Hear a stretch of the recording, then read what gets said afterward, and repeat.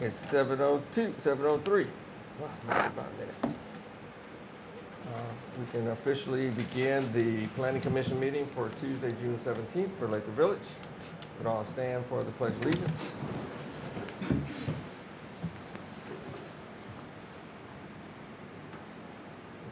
Pledge of allegiance to the flag of the United States of America and to the republic for which it stands, one nation, under God, indivisible, with liberty and justice for all.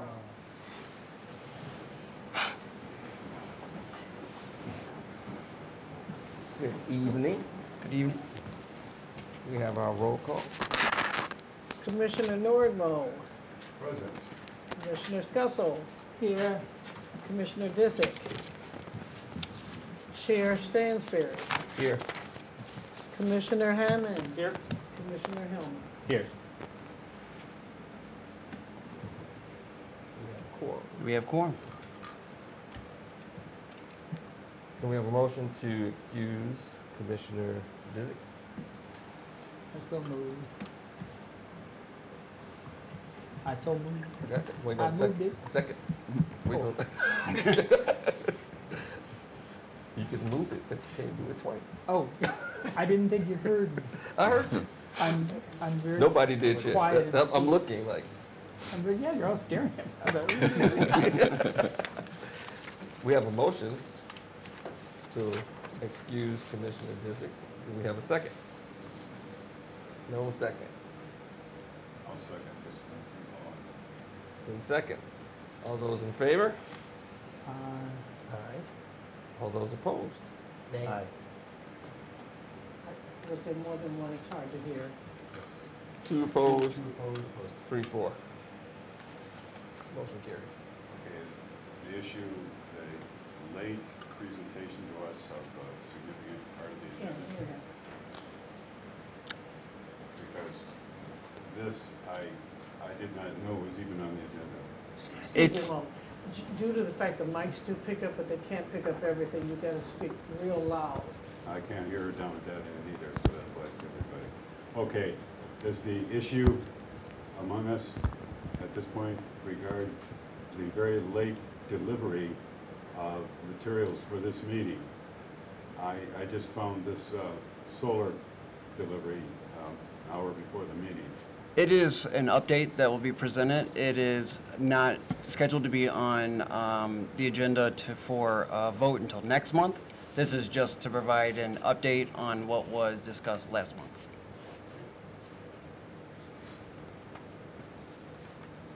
Can we have a motion to approve the agenda as presented?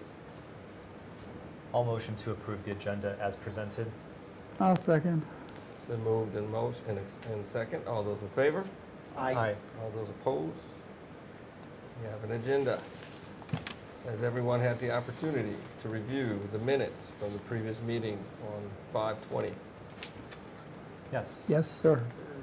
Is there a motion to approve the minutes from the meeting of 5/20? I'll motion to approve the minutes for our meeting on 5/20. I will second. It's been moved in second. All those in favor?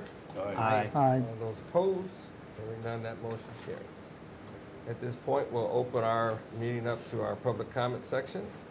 We ask if you have a public comment, please come up to the podium, give your name and street name. We ask the comments stay to 3 minutes. It's been a while. Before my time starts, can I pass something out, please?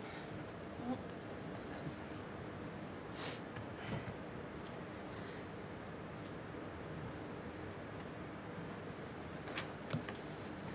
Thank you.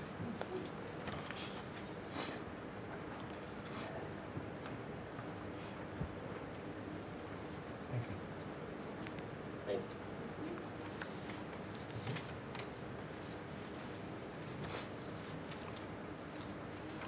Thank you. You're welcome.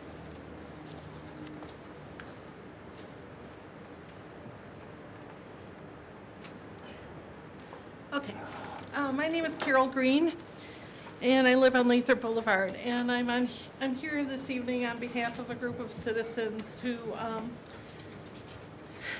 first of all, I want to say thank you to all of you commissioners who are doing this voluntarily, not getting paid, and I personally recognize the responsibility involved in it, especially in light of the There Now project being one of the largest developments that's been proposed in Lathrup in its history, probably. Well, maybe Michigan first, but anyway, as this whole thing has transpired, a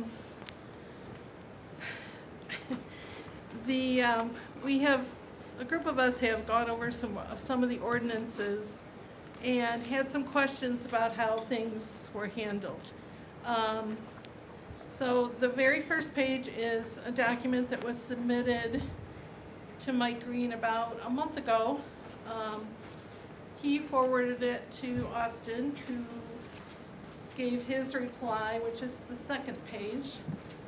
And the last page is the response that we have to Austin's letter. And, you know, with 3 minutes, I don't have time to go through all this. But we do have concerns about some ordinances that are mentioned here that we do not feel were properly addressed. And some questions are raised there that we would like you guys to consider. Also,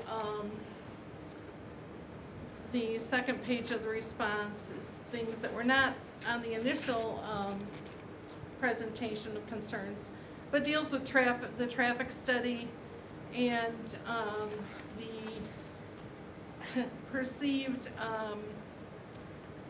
impact that Lathrup Boulevard will have from the development. I understand there's going to be a no right turn sign out of the driveway. Who follows that? I don't know, but anybody coming from 11 Mile or 12 Mile trying to get to that apartment complex, if it were me, I would be avoiding Southfield Road and cutting through Lathrup Boulevard, which is currently falling apart. So that's concern. I cannot stay for the meeting, but I wanted to present this to you guys and help you give it consideration. Thank you. Thank you. Thank you.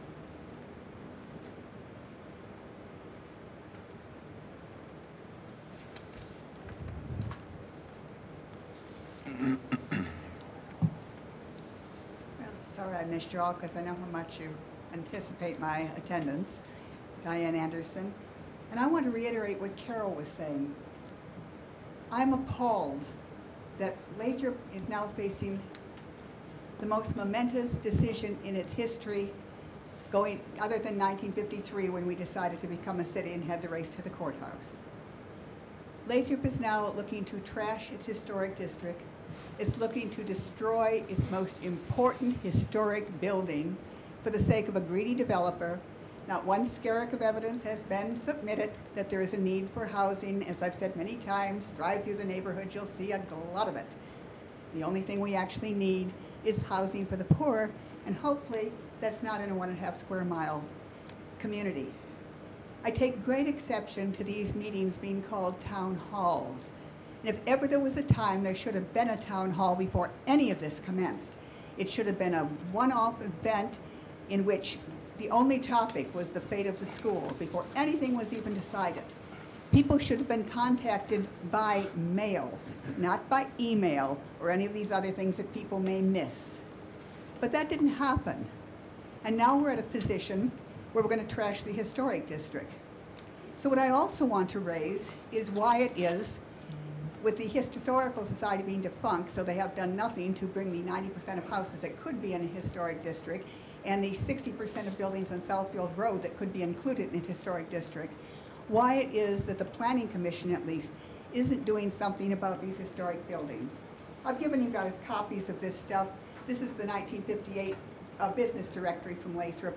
This is the kind of places we used to have. It wasn't check cashing places. It wasn't Dollar Generals. It wasn't smoke stores. This is the list of these buildings, and many of these buildings are still here.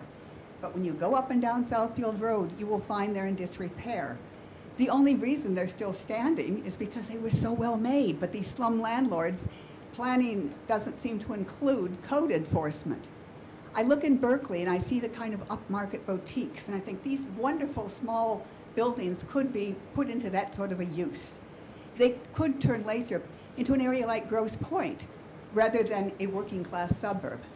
So my question is, why is it that nobody seems to be taking the initiative in places like Royal Oak with its vintage record store and its used bookstore? You can't get into those places, they're so busy. These buildings that I'm talking about would be perfect for that sort of thing. But it doesn't happen overnight. Somebody, and this commission should be a part of it, should be going out, dealing with those slum landlords that are leaving those buildings in disrepair.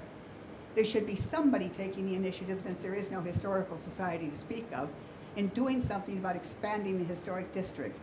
And instead of trashing the school, we could become a very important historic district place.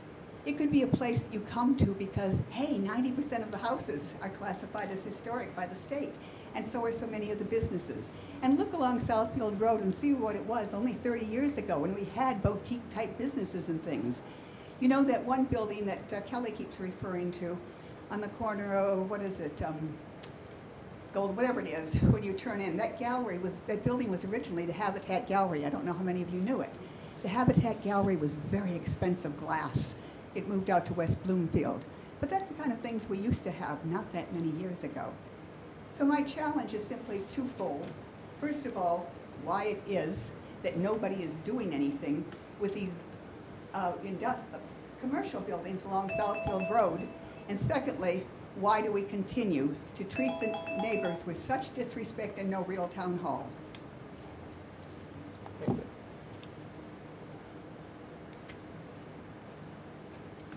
Is there anyone else for the public comment section? Seeing none, we'll close the public comment section and we'll move on to old business and tabled items. Item A, the zoning amendment related to the solar panel and battery power storage. This is part of our redevelopment ready community certification we are striving to regain with the Michigan Economic Development Corporation. Part of that is renewable source of energy, and one of them that we are pursuing is solar and battery storage. So last month we had a fantastic conversation, in-depth conversation about solar and battery storage, and we gained feedback from all of you, which we've incorporated into an updated ordinance. We also received additional feedback from the University of Michigan, and that has been included. And Tom is here to give an update. This is just to give you all a brief update of what to expect, because we voted to hold a public hearing next month in July for this ordinance. So I'm going to turn it over to Tom to give us an update. Thank you very much. And if you so desire, I have a QR code that takes you right to the page so you can follow along with the ordinance as well. And you can use it if you want. So I'll leave it right there for you. Thanks. No problem. So I would like to apologize. I meant to get this ordinance out to you guys before the weekend, but some things just, we had some setbacks here. So you got it a little late, but thankfully we're not voting on it today. We are just going over all the details of what's happening. So I'm going to start with the ordinance before, last month, before we got feedback, before we incorporated your feedback. The ordinance essentially defines setbacks, height limits, review processes, decommissioning processes, recycle processes, safety standards, special requirements for aesthetics and historical buildings, and permitting, amongst other things. And it was admittedly filled with redundancies. We turned it in to the University of Michigan Graham Sustainability Institute. I think last month I referred to them as Grant. They did not take kindly to that. They returned it to us on the 12th of June, and they had about 2 pages of notes for every 1 page of ordinance, so they had quite the amount of feedback. The ordinance utilized the planning and zoning for Solar Energy Systems Guidebook for Michigan local governments, and the Planning and Zoning for Battery Energy Storage Systems Guidebook for Michigan local governments, both of which initially, when we drafted this back in January and February, using 2024 copies, but in May of 2025, the University of Michigan with the University of Michigan State, Michigan State University, Spartan's gonna be mad at me, they together came out with the new draft, the 2025 version. So the new draft of the ordinance uses the 2025 copy.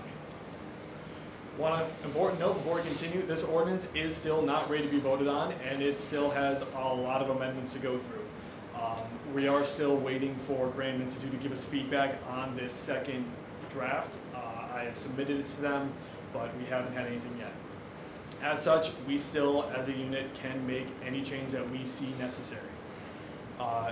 You did have a chance to review. I know it wasn't a very long opportunity to review and make any recommendations for the languages, but I promise I will drag this out as long as possible so you all have as much of a chance as you can.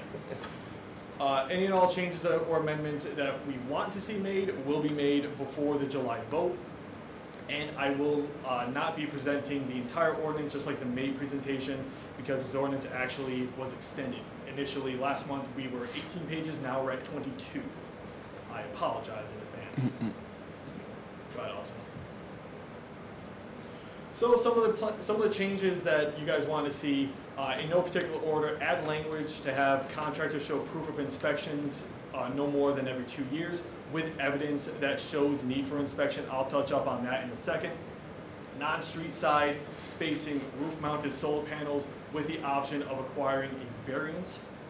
Reduce the 15-foot height requirement on ground mount to 10-foot height requirement. Add that batteries must be on an exterior wall in the garage if unable to be set in an accessory structure. Ground mount safety requirement languages, and rules for batteries can only be applied to sites that have them in the first place.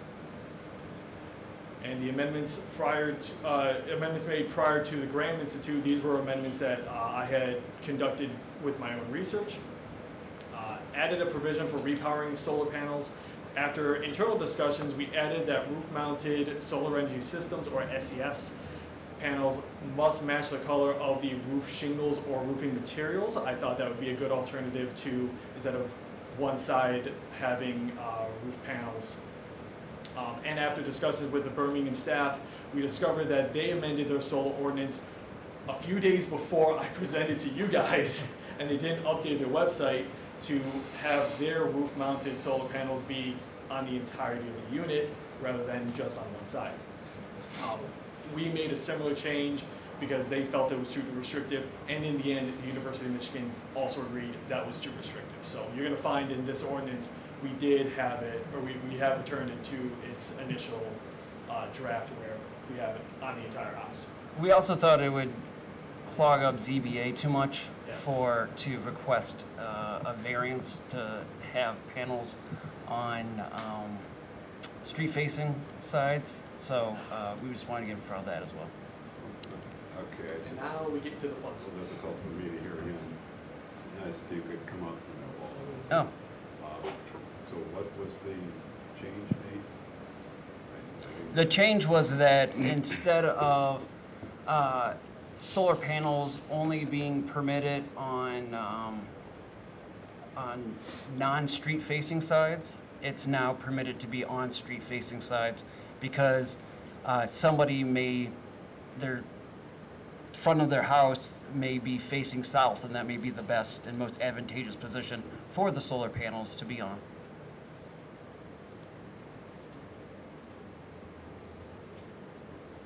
Next page. Excuse me. So now we get into the fun stuff. These are all, not even all of them, these are just the most pressing matters that I felt like you all need to be made aware of. So the 10-foot height requirement on small principal use panels, these are the ground mounts, they felt was too restrictive. 15 foot is the recommended. I know that was a point of discussion for quite a while, but they felt that 15 foot you get your best use out of it. Now that's going to be the maximum. We're not going to have anything higher than that. We removed redundancies and amended the language in multiple areas. We also amended the definitions of solar energy systems to battery energy storage systems, BSS. I'm just going to call it BESS from here on. We added definitions for on-site and off-site battery energy storage systems. We redefined principal use solar energy systems. We separated commercial and residential zoning standards across the board to alleviate confusion, making them individual chapters instead of just parts of the section. Furthermore, we redefined certain definitions to fit standards for the 2025 Planning and Zoning for Solar Energy Systems Guidebook. We added sections for repowering of units with greater detail based on those standards. We also added a chapter for building integrated solar energy system, or by SES.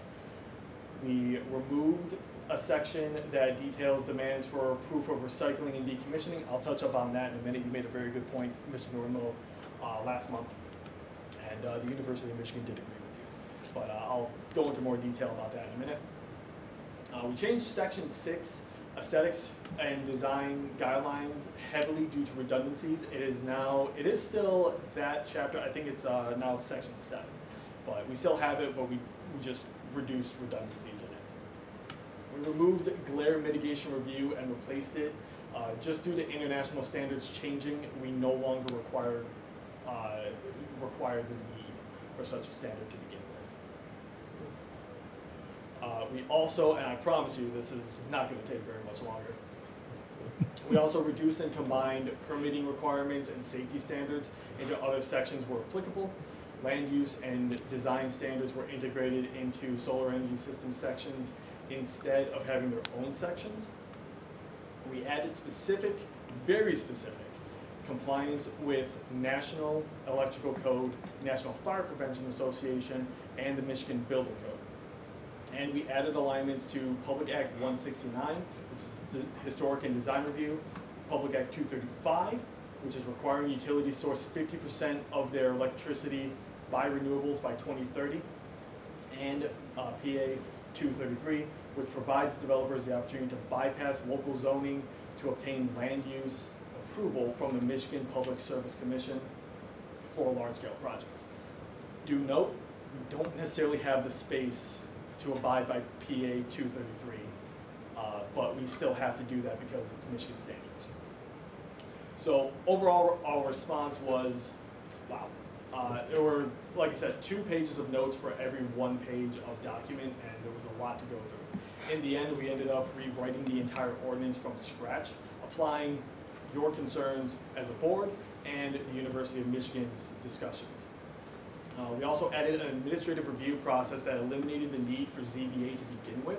So we no longer have to, if we have to go and get any variances, we no longer have to go to ZBA. This was advice given to us by Birmingham, and they told us that there was an avenue that we could go. We explored it, and we decided to input that into the ordinance.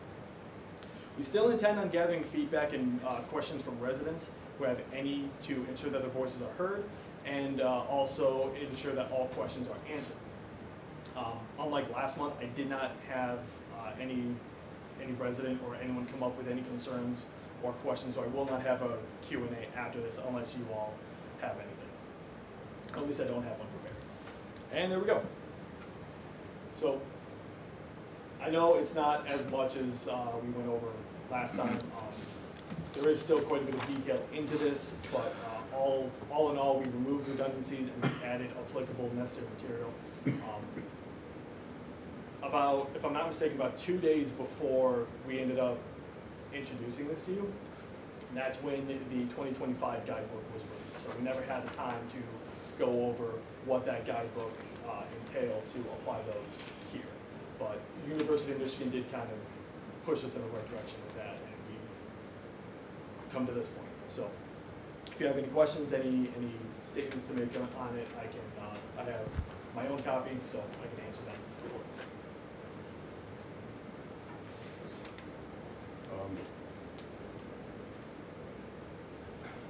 Yep. Well, okay.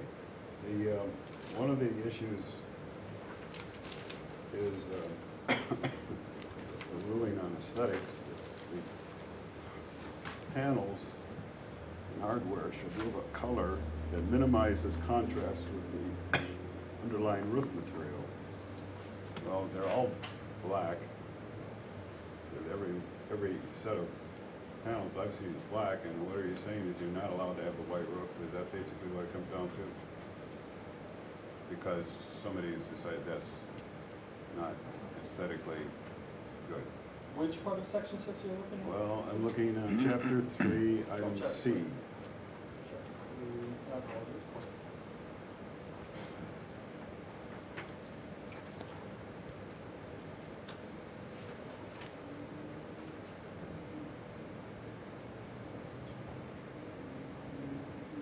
And obviously, the lighter the roof, the more reflective it is, the less heat into the house on the parts of the roof that aren't covered.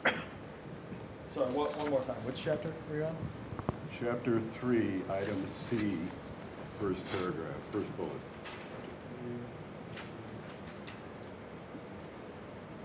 I think it's page 23 it's on. Page 23. Oh, towards the end. My apologies.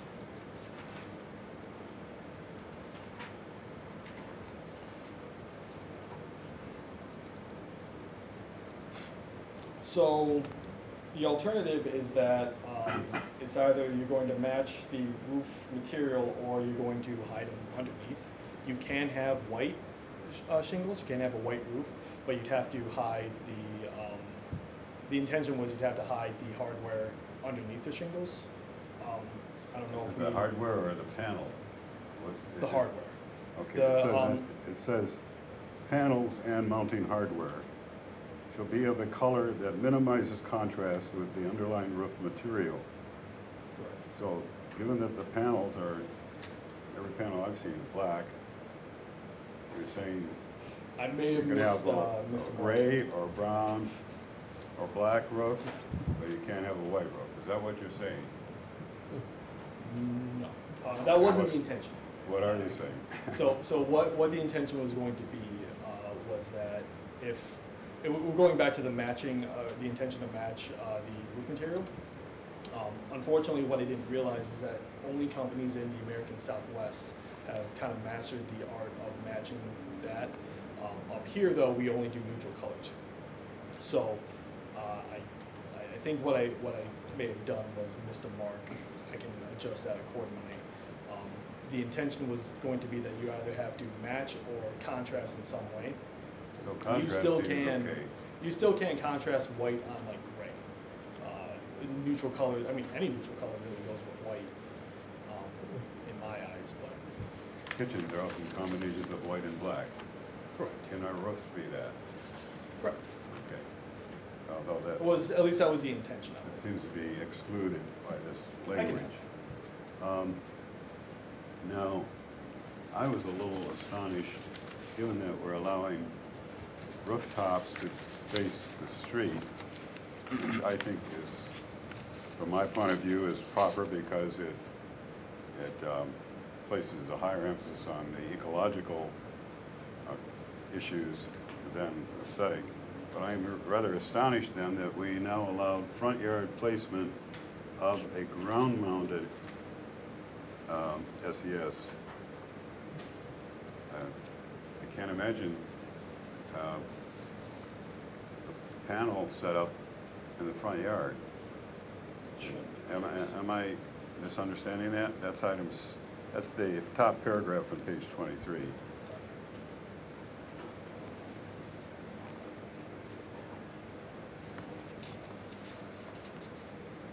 Shouldn't be the case at all. Because our discussion was that it was not going to be in the front yard unless there was unless ZBA could approve that. So I don't know how that snuck in. Okay, so that's not supposed to be there. That's not supposed to be there. Okay. Hold on. You're talking about chapter 2, section F, visibility. It says residential accessory ground-mounted solar energy systems must be located in the side or rear yard to minimize visibility from the public right-of-ways. Front yard placement will be allowed by administrative approval if the applicant demonstrates, and there are 3 things they have to demonstrate. Is that what you're talking about? Well, the next page, top of the next page is, Just so we're clear, are we all using the document that was sent today? I'm looking at what's posted online. the question is, does the screening in item B that was just called attention to, refers to non-deciduous landscaping or opaque fencing, allow front yard ground-mounted panels. So this is in chapter 5 for battery energy storage systems. That's what you're looking at. This is What section? principal use ground-mounted SES. Well, you just referred to item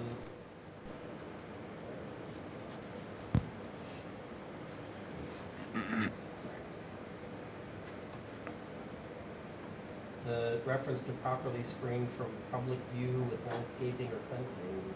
No, screening with non-deciduous landscaping or opaque fencing is required for all outdoor systems. That's what the language you're referring to, right? I didn't hear your full comment. You mentioned the screening with non-deciduous landscaping or opaque fencing is required for all outdoor systems. Is that what you were just referring to? My issue is does this allow it in the front yard of a residential installation? That's what the next page said. Which page are you referring to? Well, I'm sorry, it's probably the same page on yours. Under F, visibility, same chapter, first paragraph. Well, if I'm not mistaken, this is section 3, chapter 5. The section F for visibility is actually under chapter 2. Is it chapter 2? Ground-mounted solar panels, chapter 2. Subsection F is visibility. Front yard placement may be allowed by administrative approval if the applicant demonstrates that rear or side yard placement decreases efficiency or interferes with accessory structures, or something about waterfront, but I'm just a little surprised that we would allow front yard placement of a ground-mounted set of panels. Yeah, well, first of all, my reading of this is that it doesn't allow it. It allows it with administrative approval. So there would have to be an appeal to some administrative board. Previous versions of this ordinance referred to the zoning board of appeals, but Tom mentioned that they're proposing to establish a separate board of appeals specifically for solar energy systems to speed up the approval process, so you don't have to wait for a ZBA meeting to be held, because they don't happen that often. But it still requires an appeal and approval by some body appointed by the city. So it's not allowed by right or by ordinance. It's allowed by approval. If we're going to be looking at this at the next meeting for approval, how soon do you want comments to you that can be reviewed and maybe answered before the next meeting, so that Yeah. we're kind of all on different pages and scrambling all over the place? And Well, I think what happened on my end was that I found a different document that, so I'm a little just all over the place myself. But if I'm willing to take questions for as long as possible on this. If we want to push the vote back another month, we most certainly can. I mean, it's set. It's set for July, It's set for but July, but can we push it back? Right. All you would have to do is update the notice of the public hearing scheduled for the August meeting. You know, to that point, I tend to agree with Commissioner Nordwall. Although there is an opportunity, it does require administrative approval. The standards for approval, really, the only one that would be applicable in this city is number 1. So the resident would just have to show that the rear side yard placement decreases the efficiency due to topography, structures, or shading. So in theory, anyone that has a property that faces south would be, they could request that this ground-mounted system be approved for the front yard based on the topography and the orientation of their lot. Normally in a ZBA, you have to show a practical difficulty and a hardship that hasn't been created by either yourself or a predecessor to the property. Now, that would be applicable for one, but for the topography, but if someone placed a structure on their property, that's kind of on them. So, and again, the end result is that it's kind of a low bar for administrative approval. So I think realistically, while it does require an additional step, anyone with a southern facing property is likely to get approved. So yes, and in essence, you are going to be seeing ground mounted systems in the front yard, and if we've changed the height limit maximum to 15 feet, you now have potentially a 15-foot structure in front of which that would be the tallest structure. As mentioned last meeting, accessory structures are limited to 10 feet, which was an increase from the original 8-foot required. Fences are limited to 6 feet in height. So this is, I think it's something that's worth, your concerns, like I said, I think are valid. I think the city would be getting a lot of phone calls if these started to show up on most residential streets. They'd be like, what is going on? Why are we building? And maybe they might not understand, from the initial construction process, but you've got a 15-foot structure. What's going on in their front yard? I got a letter from the code enforcement officer that I can't have a reflector in my driveway because it's in the, it's in the front yard. My ornamental fence can't be higher than 36 inches. My neighbor's putting up a 15-foot, I don't know what it is. So I think it's something that's, like I said, valid concerns and worth additional discussion. So let me ask this then for the board. Because ground mount throughout this entire process has been one of the biggest points of contention, whether it's in the backyard or in the front yard or wherever. Do you just want to axe it entirely from the ordinance and not have ground mount even considered? Just only do roof mounted? My opinion is it's perfectly reasonable to prohibit ground-mounted systems in the front yard or any other street-facing position, because I think it's a reasonable accommodation for that resident who desires solar power on his or her home to simply install roof-mounted panels as an alternative. Because every house in the city has a roof. Hopefully. And most likely, your house is, at least your roof is, cut back the trees so you get more sunlight, whereas I think, most of the properties in the city have an abundance of trees. I mean, my backyard has a lot of shade. And, we could probably go through and do an inventory of properties in the city that have a great spot for a ground-mounted system, and there's probably not very many of them. So, yeah, I think it's a good accommodation that you're now allowing them to be on the roof facing a roadway, and so the trade-off is that if your property happens to be one of those properties, then your system's going on the roof. You can't have it in the front yard. I was also interested to hear that the city of Birmingham loosened its requirements for where roof-mounted systems could be placed. I understand now that they empower residents to place them on street-facing portions of their roof. So that only makes me feel more comfortable prohibiting ground-mounted systems in the front or otherwise street-facing portions of a home. It seems like there's plenty of opportunity to simply install them on the roof. I've done door-to-door work in Southfield. They have yards that are like front 40, and there'd be plenty of room, and you wouldn't notice it. You wouldn't notice it there because the yard is so vast. We don't have those kind of lots. So I just think it's not appropriate for this community.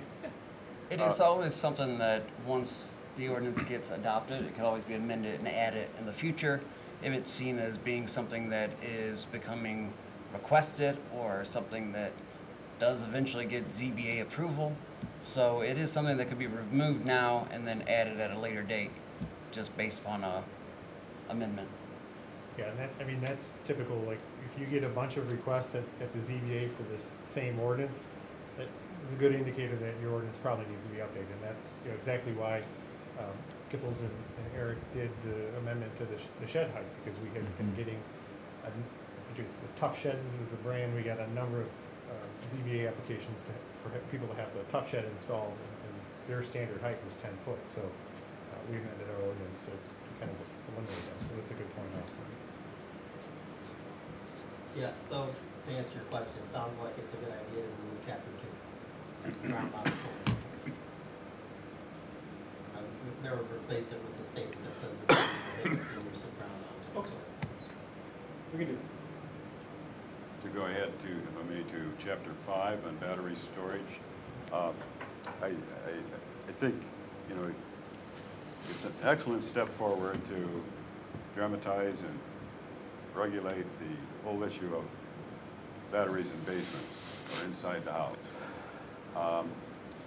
I question, I challenge, I'm open to being convinced, but I challenge the idea that you can't safely have a battery in a garage. There's a lot of construction involved in putting a battery out in a separate shed. When it seems to me that a garage that has masonry walls on 3 sides can be just improved slightly to be provide a strong fire-resistant fire barrier to the home, and that would be I would be more open to language on how we could improve those fire barriers, which is a possibility for improved safety, even if there's not an electric battery storage unit there. I mean, we have gasoline tanks in those garages. We have propane tanks in those garages. Looking at my own property, I can see a couple of points where that barrier to the house is permeable, but that could be addressed fairly simply, as opposed to jumping to the requirement to have a completely additional structure. I just would like to have a little discussion on that. Let me just add this, because this was a point of note in great detail from the University of Michigan. They said that we can allow for batteries in the basement because international standards basically have changed and allow for it. However, those international standards are construction standards, and our homes just do not match those standards.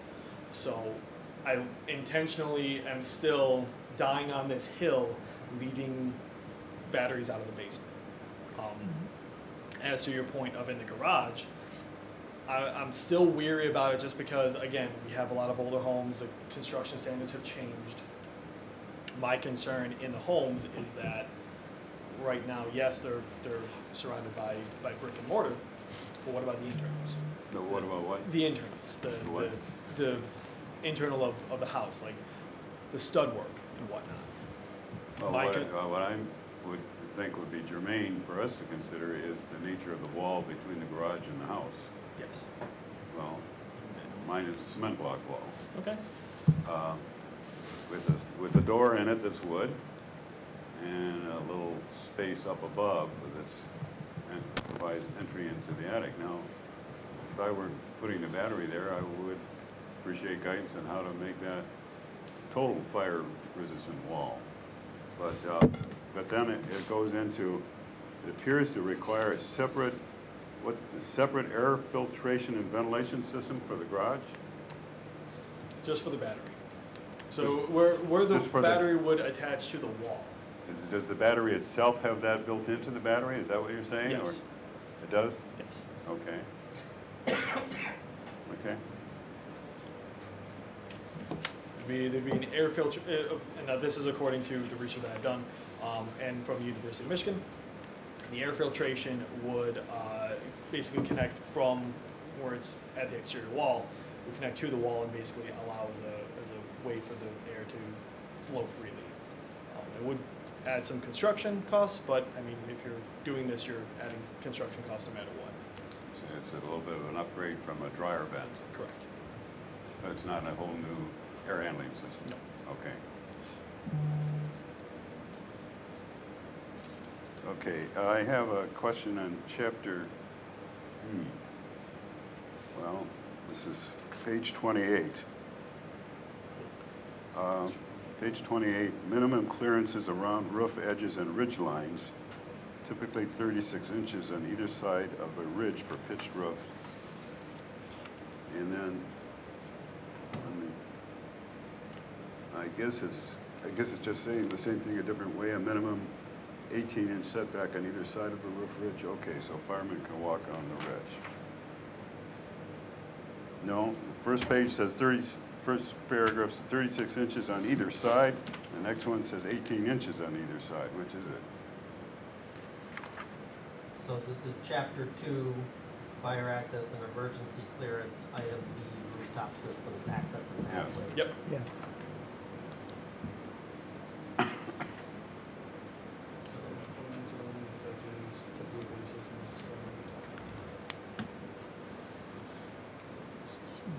You see my point? I'm reading it right now.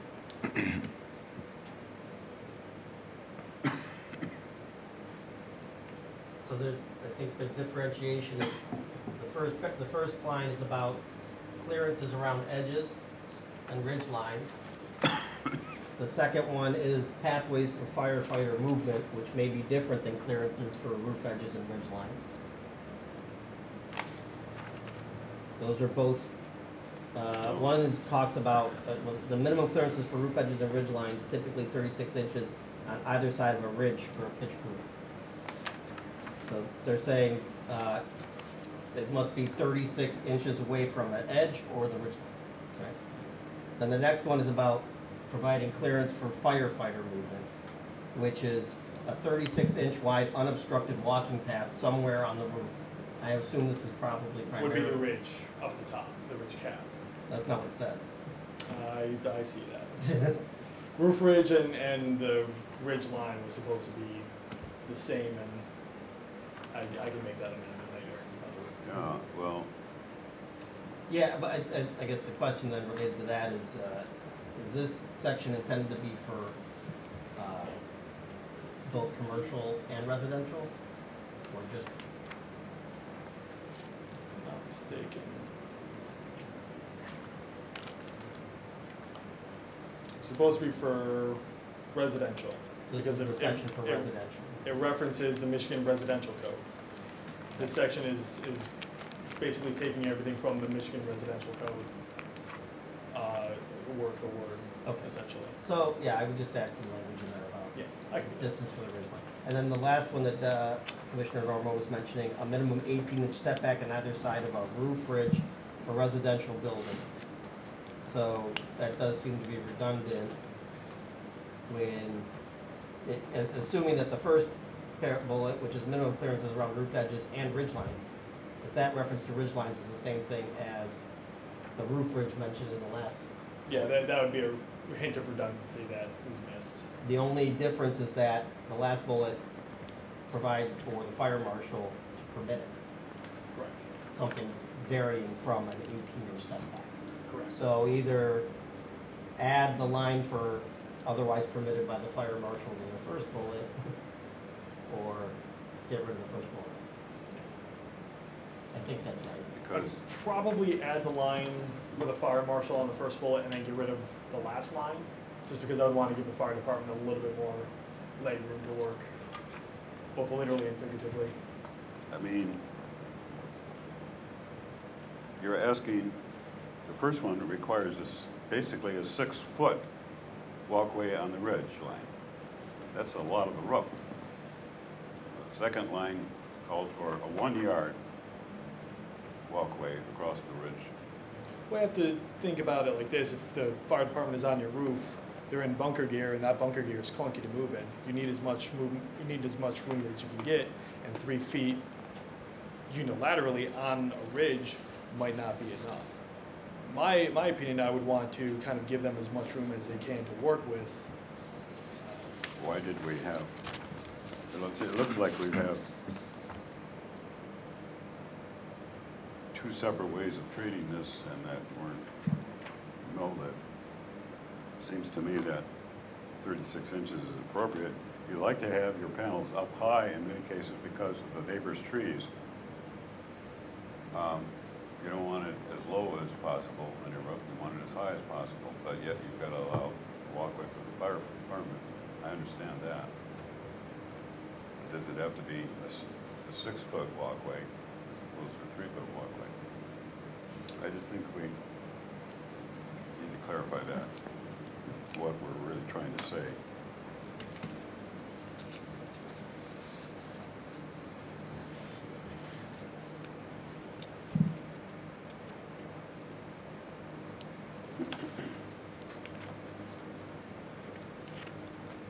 The 36 inches is on each side of the ridge, Yes. so it's 3 feet on one side. 3 feet on the the other other, side. yes. Not 6 feet on one side. Not 6 feet all on one side, no. It's 6 feet unilaterally, but not on one side. It's 3 feet to the ridge, 3 feet to the ridge. Yes, So I'm straddling the ridge for my 6 feet. yes. I understand. Well, I would So like to see. unless you're talking about the roof edges, No, I'm talking about the ridge line. but the ordinance is referring to both. But he just said he was gonna make that change. You're I gonna remove will make the edges? change to reflect this, yes. You're gonna make the change how? To reflect, hold on, let me go back up. So the minimum 18-inch setback, where it says otherwise permitted by the fire marshal, I'm gonna add that with the minimum clearance around roof edges and ridge lines, typically 36 inches on either side, unless permitted by a fire marshal. That's what I'm gonna add. And then unless anyone wants to see the 36 inches changed to reduce to a different number. If we want to keep the 18 inches, I can keep the 18 inches and then take the axe to the 36 inches. That's But the code is 36 inches. I mean, the Michigan the residential code. the is, building yes. code is 36 inches, right? Yes.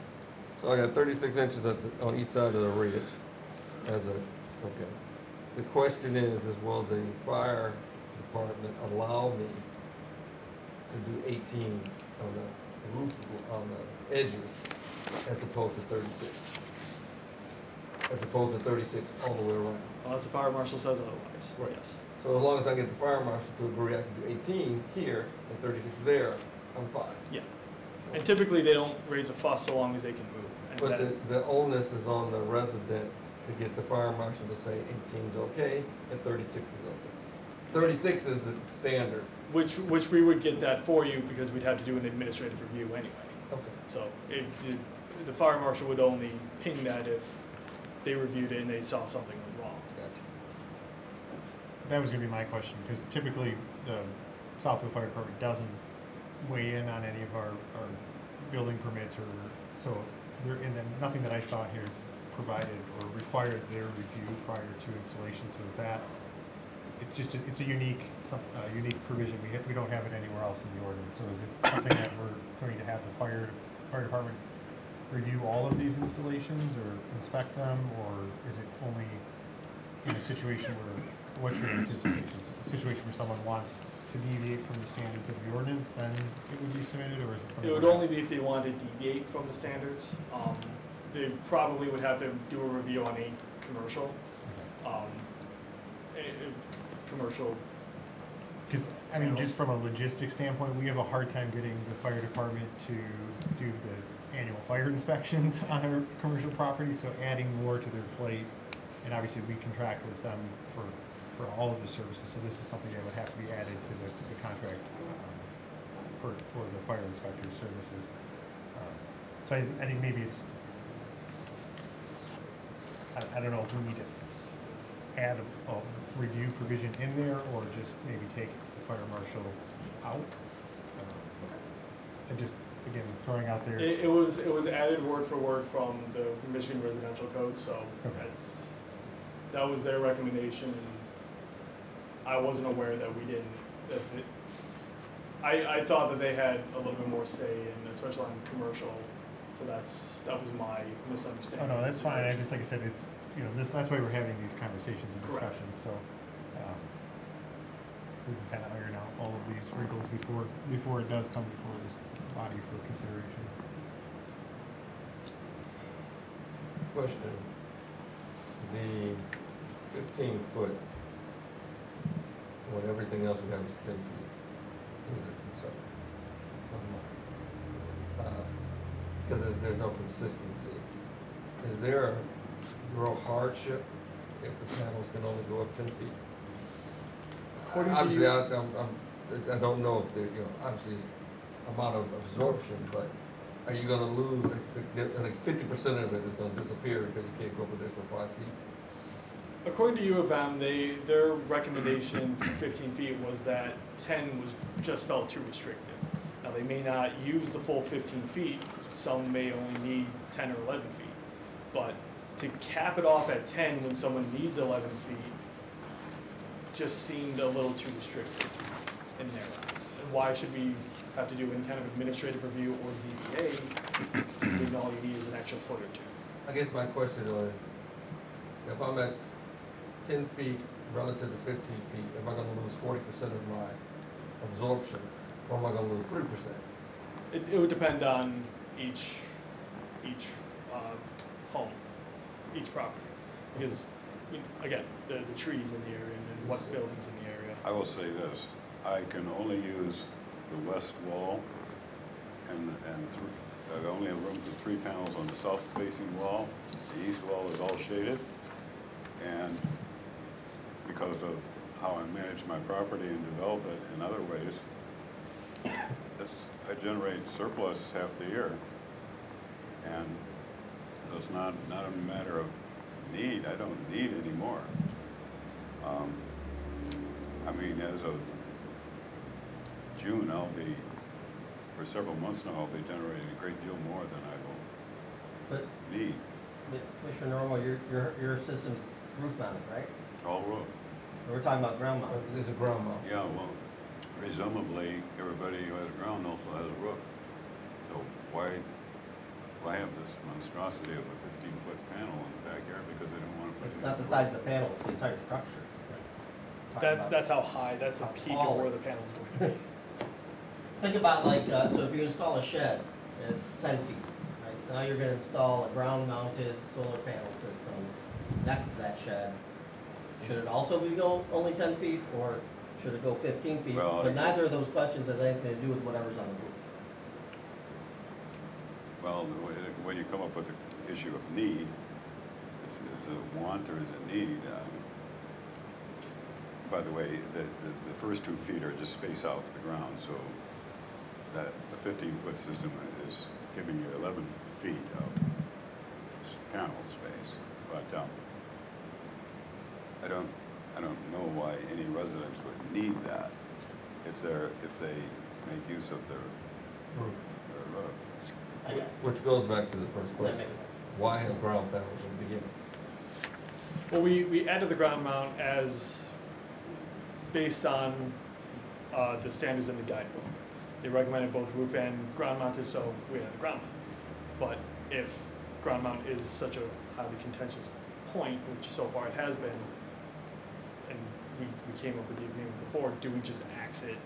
So if we took ground out Yeah. completely, and then 5 years from now, you get 50 people trying to get a ground mounted, it goes back to, now everybody's trying to get administrative approval for this, so now it might be time to revisit the ordinance. Exactly, yeah. But And at that until point, that time, we could start with no ground.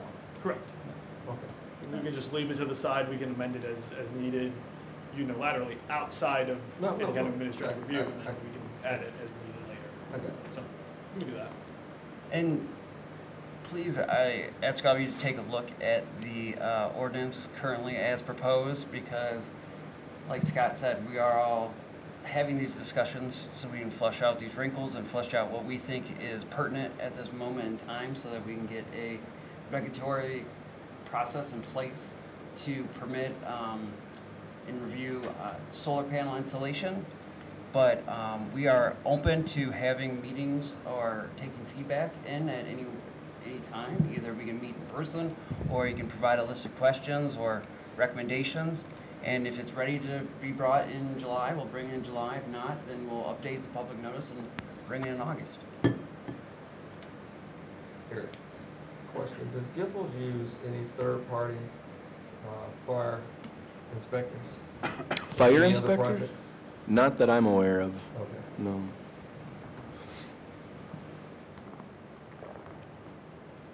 That was just, that way you can eliminate dealing with Southfield. The what? He could eliminate dealing with Southfield. Right. Fire Dealing with department. fire marshal. That was it. I had a couple more. if you Oh, don't no, mind. I'm looking each way. Yeah, so just, and these are more kind of just formatting things. So we've run into this tonight already a couple times. You know, the way you have it laid out in sections and chapters and then bullet points, we need to make it so that it's section numbers that, you know, are sequential.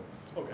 Because, you know, trying to reference if someone's to cite this section, I mean, I'm anticipating, let's say there's a violation in court and we have to go in front of a judge and, no, section 2. Well, what's section 2? Bullet point 3. Well, what? So, you know, just very simple, just, you know, we're creating a whole new section, a whole new chapter, you know, find a spot and just start plugging those numbers in. That's an easy change. Yeah, that, like I said, the simple stuff. With respect to the definitions, typically they're alphabetical when we organize them. Oh, are they not? These don't seem to be, so I got you. probably just update that.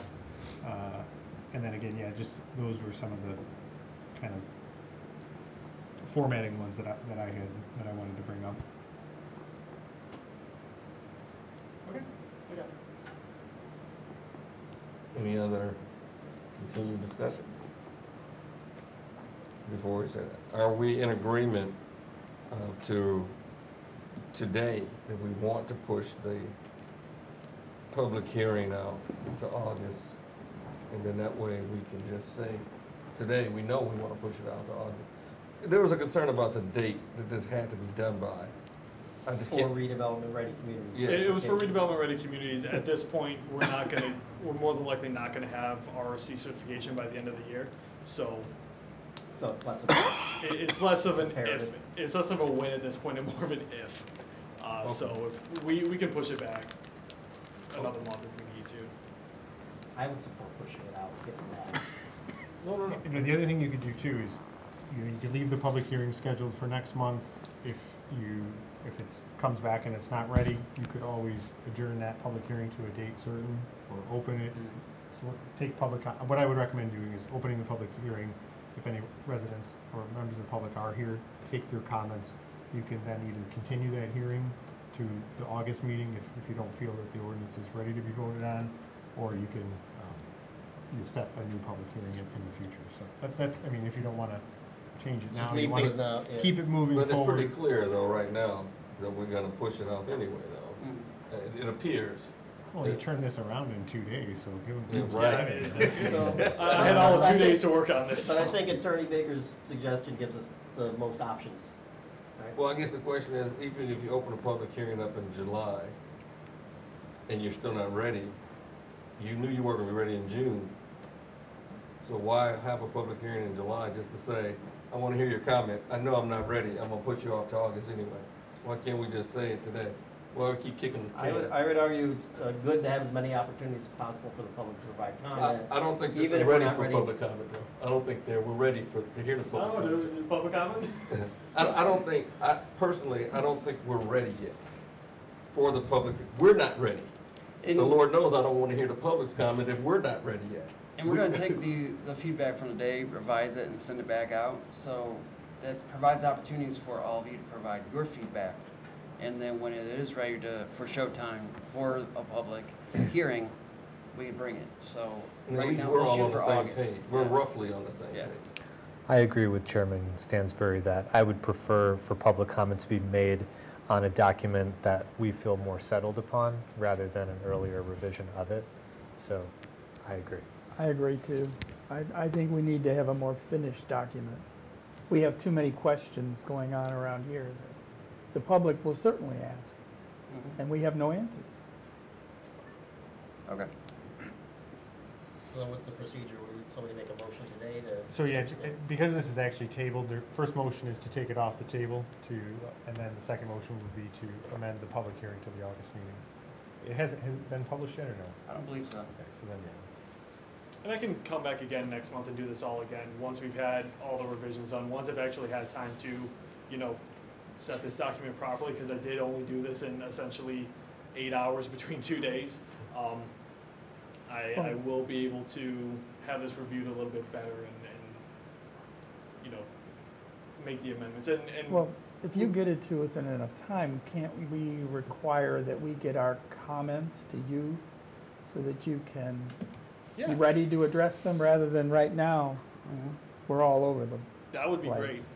That would be. But if you guys say had you've got to comments get your comments to me by such and such a date, such and such a time, the Friday before the next meeting, and that's great. immediately. Right, no, I'm just saying, you know, Next as long Friday. as we have it in enough time Yeah. to review it.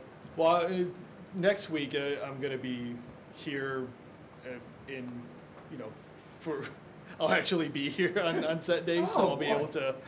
able to do the review, make the amendments, and then I can get them out, and then you guys can get in whatever comments you have or whatever concerns you have.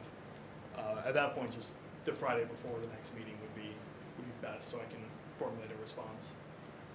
Because that's kind of what worked well last time, was that I actually had questions from residents and from community members that I was able to answer. And it would also give you enough time to consult with the attorney, consult with the consultant, Yeah. and see what's going on before, so we look like we know what we're doing. Right. So the procedure would be to make a motion to take this amendment off the table, then make a motion to change the public hearing date. Yeah, we probably should have done the motion, take it off the table before the discussion, but I wasn't sure how in-depth this was gonna get, so. It sounds like we're gonna take that action, so I'll make a motion to take the zoning amendment for solar panel and battery power storage off the table. Second. We move the second to take the, I'm sorry, Zoning amendment for This is solar up. panel and the zoning amendment for the solar panel battery storage off of the table. It's been moved to second. All those in favor? Aye. All those opposed? Hearing none, it's off the table. And now, we need a motion to change the public hearing date, right? yeah, I'm gonna make a motion. I'm just confirming. It's correct, it's correct. I'll make a motion to set a public hearing for the zoning amendment for solar panel and battery power storage for the August 19th, 2025 Planning Commission meeting. I second. We move in second to have the public hearing moved to August 19th. All those in favor? Aye. Aye. All those opposed?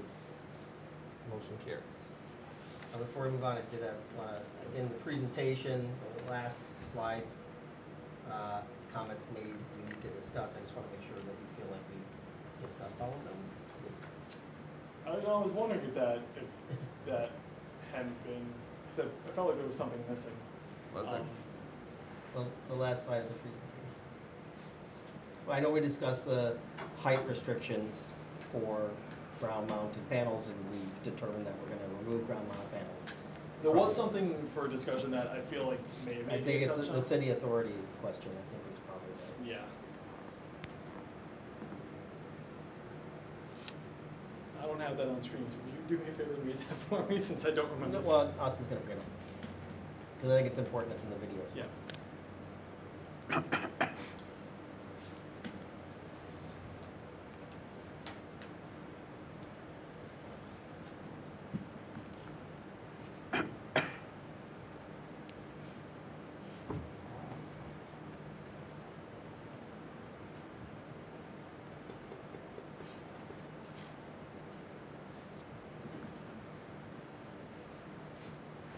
We don't know this regarding outburst. Yeah.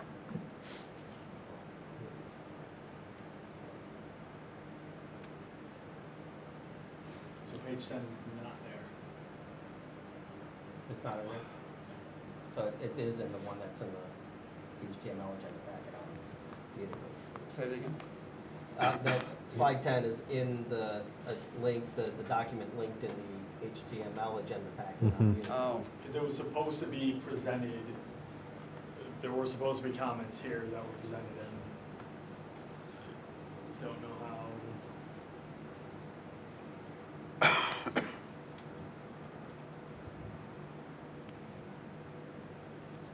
Yeah, this one. Okay. So yeah, the magical 10th page. So in no particular order, do we want an added chapter to section 4 that gives authority to inspect panels and installations, or do we want to add something that creates a commercial safety plan, which is something that is drafted for us in the guidebooks, but it's not necessarily needed because it's for much larger commercial units like solar farms. It's not necessarily something that we need because we just do not have the space for it, but it is something that if we want to have it on standby, like what we're going to do with the ground mounts, where we're going to cut it out and then have it on standby, if we need it in the future, we can. So that's, and it's kind of a two-pronged question. Is this question for commercial, residential, or both? Both.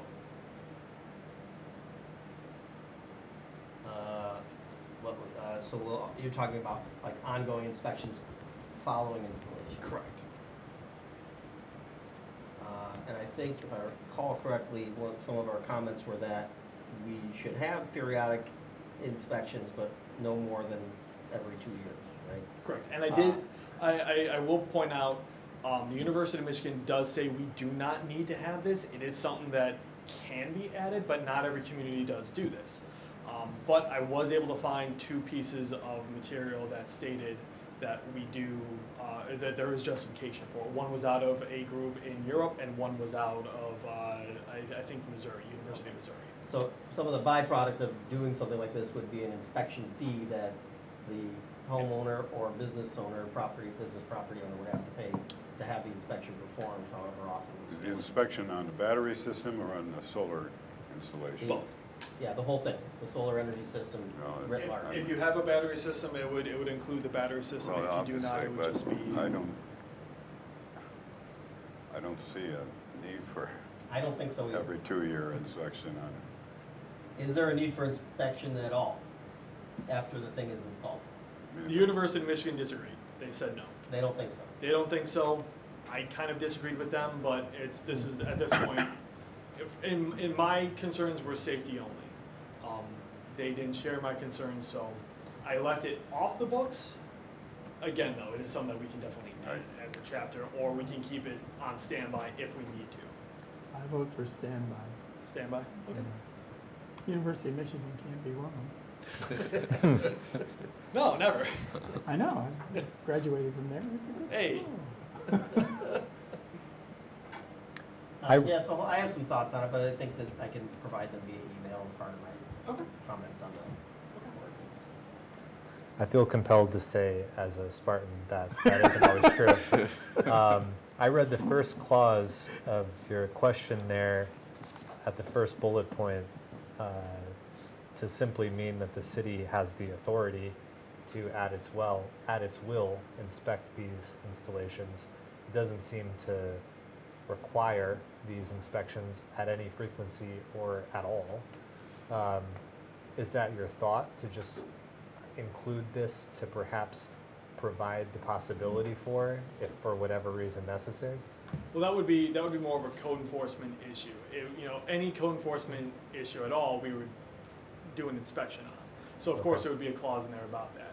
Well, this would, normally the code enforcement, he can't go onto private property without a court order, so I don't think our ordinance would hold up if we somehow gave the code officer the ability to go onto private property whenever he chose to inspect solar systems and battery systems.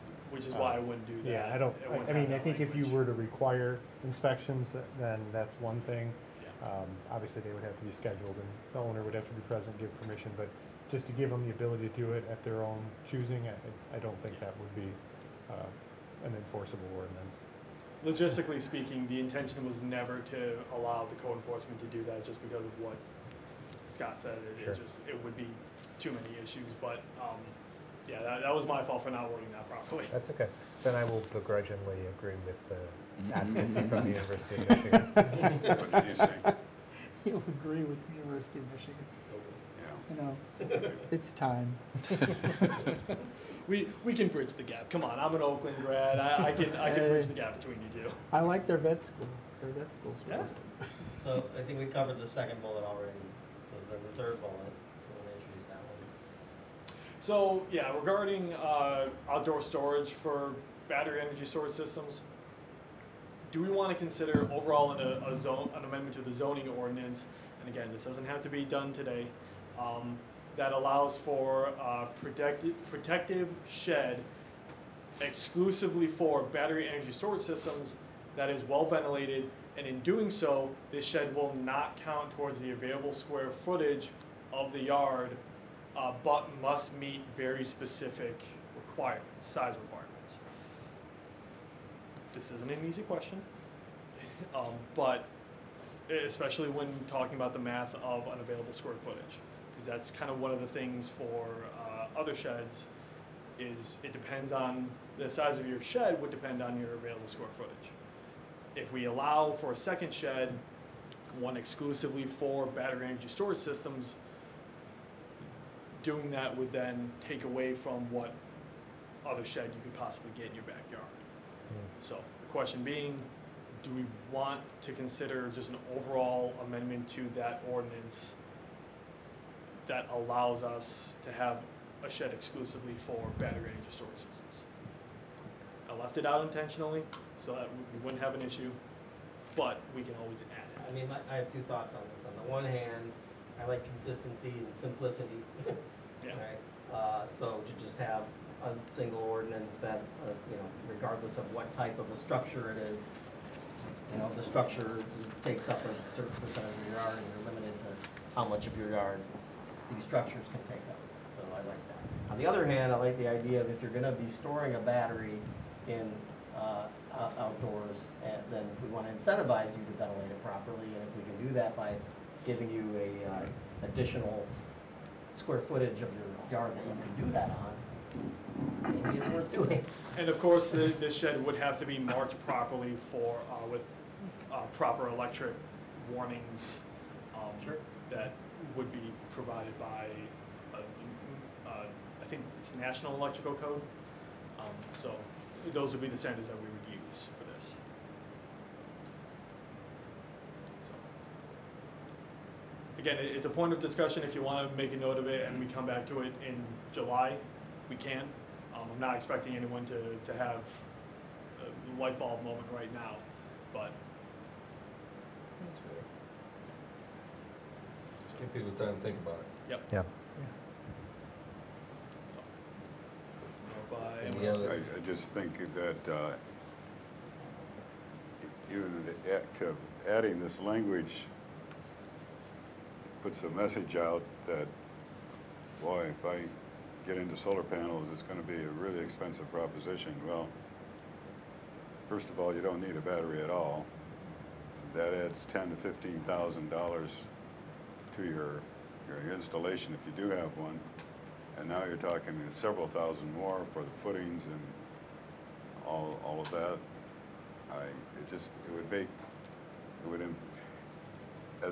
As a movement toward electrification, it impairs the momentum of the movement. It makes it sound like it's a god awful. One thing leads to another kind of expense, money pit. So I'd be very careful about getting too heavy in this language about extra structures. If you need it, you need it. It's okay. Well, we don't need it, and we can think about it and consider it next time. I would suggest that, we could add language to the ordinance that makes it clear in the section that talks about battery energy storage systems that they're optional. It is actually noted in the ordinance that anything pertaining to battery energy storage systems is only applicable to the properties that have them to begin with. So Yeah, but I think to Commissioner Normal's point, if somebody's thinking about should I do this or not, and they're reviewing the ordinance and it reads like I need to have a battery and it's going to be expensive because I got to build a structure, but then if you can make it more obvious by making just a note in the ordinance that says this section is optional, or the use of battery energy storage systems is optional, or something like that, then it's more clear, transparent. Just a question of clarity. When you have a battery storage system, as you absorb the energy, create the electricity, you store it in the battery, you use the energy stored in the battery to do what? Anything in the house. Okay, that answered my question, because the big push, you know, I have a gas generator. The new push is to replace it with a solar powered generator that has a battery storage system so that it can power the house as opposed to using the natural gas. So if anybody is in the process right now of determining if they want a gas powered backup generator or a solar powered backup generator, it will have a battery storage system as opposed to not, you say, you know, you don't have to have one, but if you just don't, if you use certain systems, you will have one. So it is an issue that could definitely come to light to keep in mind. And you know, if you go onto a battery energy storage system to begin with, you're more than likely either one of two things. You're either going to be cutting yourself from the grid entirely, or you're putting yourself on the grid to a very limited capacity, because you're going to be drawing most of your power from the best to begin with. So in doing option 2, you get an option that Mr. Normo here has with getting rebates from DTE or whoever your energy provider is. Yeah. So you have that going for you. But you know, it's only if you want to go with that. If you don't want to go with it, if you want to replace your natural gas power right now, and you just want to go with a solar panel that doesn't have a battery, I'm sure that's No, not to replace natural gas. This is more as a backup. as a backup. I see. The backup Okay. the backup generators you think of run off from natural gas. I see. Okay, I understand. Some of the newer backup generators run off solar that have been stored to a specific battery. Just like when the power goes off, it clicks that battery Yes. and it powers your house. Yes. So for those people who may want a backup system, now they have to keep in mind that you're going to require that battery to be in a separate structure. Correct. Which that's a good question to the installers. What do they do with them today? Right. From my understanding, it is either in. I don't like saying this, but it's either in the. I know, but I want to say it anyway. It's either in the basement on newer construction, or it is outside. Oh. And again, I'm dying on this hill. I'm not having it in the That's basement okay. in this community. But it's not hard to find out because, you know, they're advertising now. Correct. Backup generators based on solar with a battery. Correct. So I'm sure if I call the guy that's gonna come out to do my inspection, do my maintenance and say, where do you guys put those things? He would probably say, right there. And then I would go, ooh, that's not gonna work under this. Yeah. But that's just something to keep in mind that some of the new backup systems do have a battery specifically to storage power as a click to when the power goes out. That was it. I was trying to confirm it. Yeah. It's a good point. Any other questions? So we're gonna get a revised, best way to put it, we're gonna get something revised between now and a date. And then we're gonna review that and you're gonna say you want our comments back by a date. And we're gonna do that.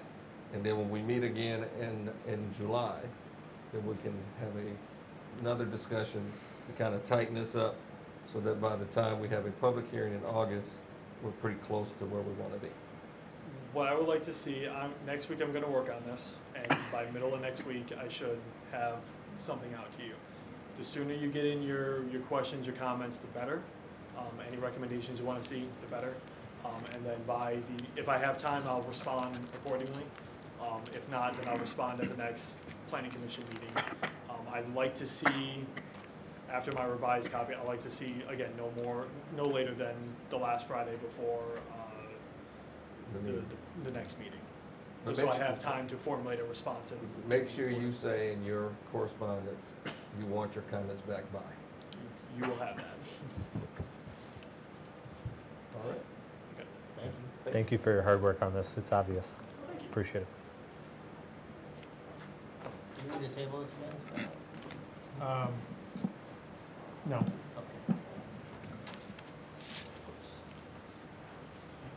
Get back to where I was. to item 7, new business A, the zoning amendment for money service business use classification. Okay, our next item for consideration is a zoning amendment for money service businesses and for a public hearing today.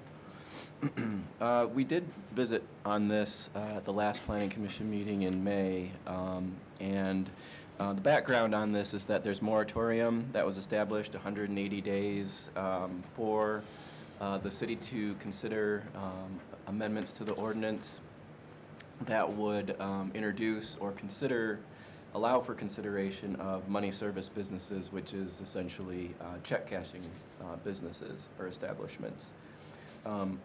So the last Planning Commission, we had a discussion in regards to the proposed amendments.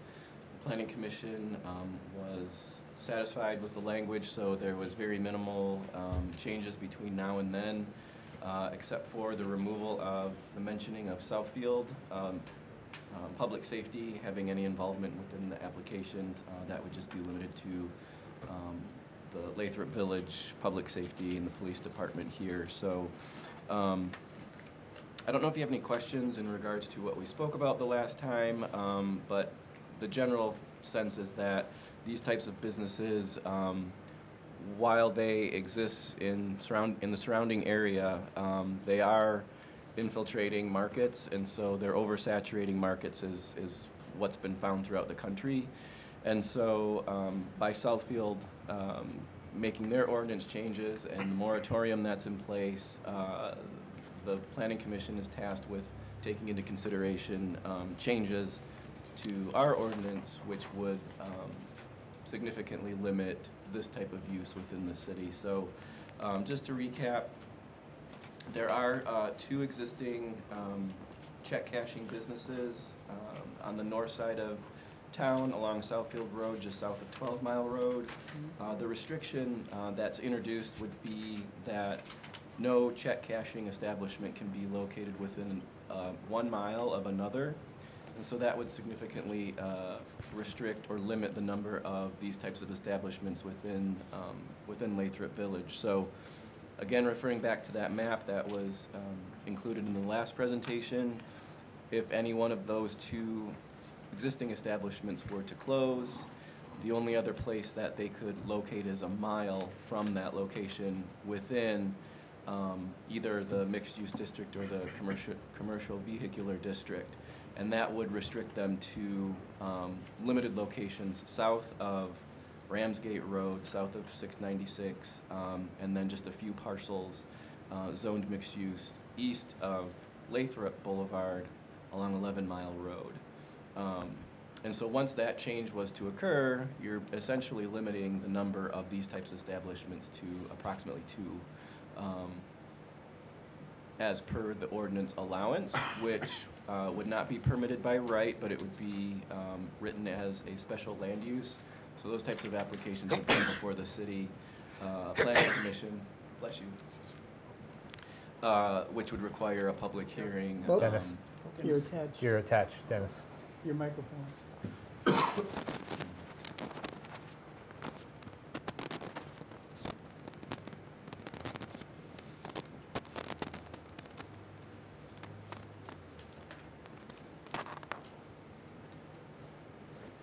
Sorry, Eric. So if you were to turn to page 45, this is the proposed amendments page of the packet. We would propose to introduce definitions, so for money service business and for check cashing facility, which generally speaking, they're the same thing, but we would propose having the 2 different definitions added to the ordinance. And then section 3, zoning districts, again, that's for the money service businesses as a special land use within the mixed use district and within the commercial vehicular district. And then section 4, this would outline the criteria for special land use. There was some discussion at the last meeting, as you may recall, in regards to the safety. That if there's still concerns in regards to that, we can have that conversation today. but it's believed to be the burden of the applicant to demonstrate that there is no impact to safety in regards to the proposed use. And then lastly, for section 5, we would introduce this type of use as having a parking requirement that matches the current ratio of 1 parking space for every 275 square feet of gross floor area.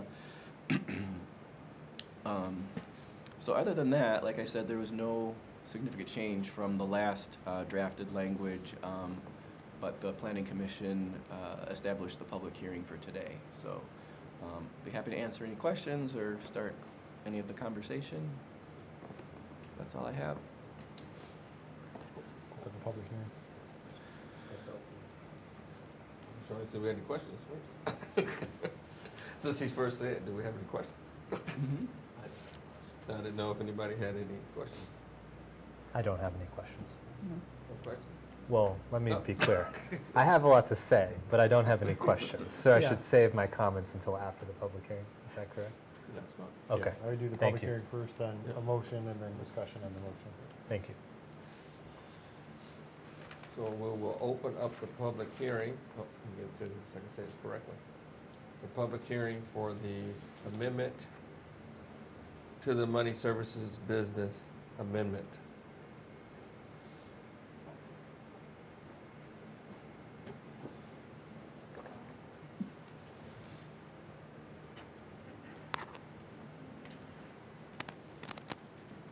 Well, I can't speak strongly enough against Name- these name- institutions. Name and, Oh, Diane Anderson. The reality is that these are predatory institutions. They're not regulated by the FDIC. They don't serve the needs of people in Lathrup. Nobody in Lathrup is not going to have a bank account and be doing this. They're going to attract people in here that you don't necessarily want to come into your community. And they lower the standard of Lathrup altogether. We don't have Steuben glass anymore. We have check cashing.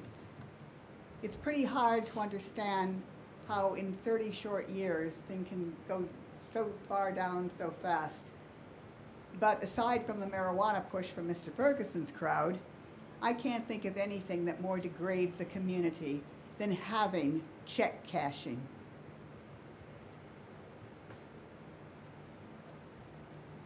if there's anyone else for the public comment section. You know what I'm here. We will close the public comment section, and now we can open it up for our discussion. Sure. If I might, I just I'm want sorry, you were going to say something, Jason? Do we have to make a motion first? Technically, there should be a motion on the floor. But if I make a motion, then he's going to say he's got a question.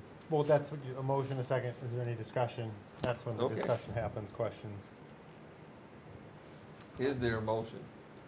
to close the public hearing. No, we're going to close the public comment. Okay, The motion would be to Approve the amendment, reject.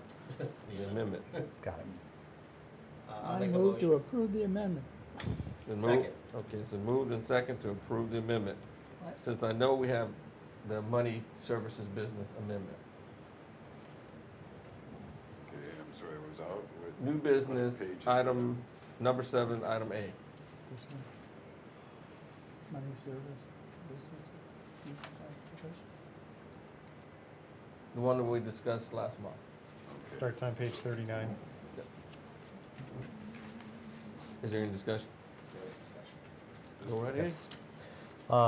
One point of distinction, and I'm not at all debating the definitions presented in the ordinance here. However, I did spend some time reviewing the websites for businesses such as these, and also looking at the signage in the window of businesses like these. And I would like to point out that check cashing services are almost nowhere to be found in the way they market themselves. These are, by and large, by the way they market themselves, payday loan advanced businesses. So I just wanted to make that distinction because I think one of those things has a lot more consequences than the other. I'm less concerned about institutions that simply cash one's check for a fee than I am by these institutions that advance you money in the form of a payday loan. So that's my point of distinction. Um,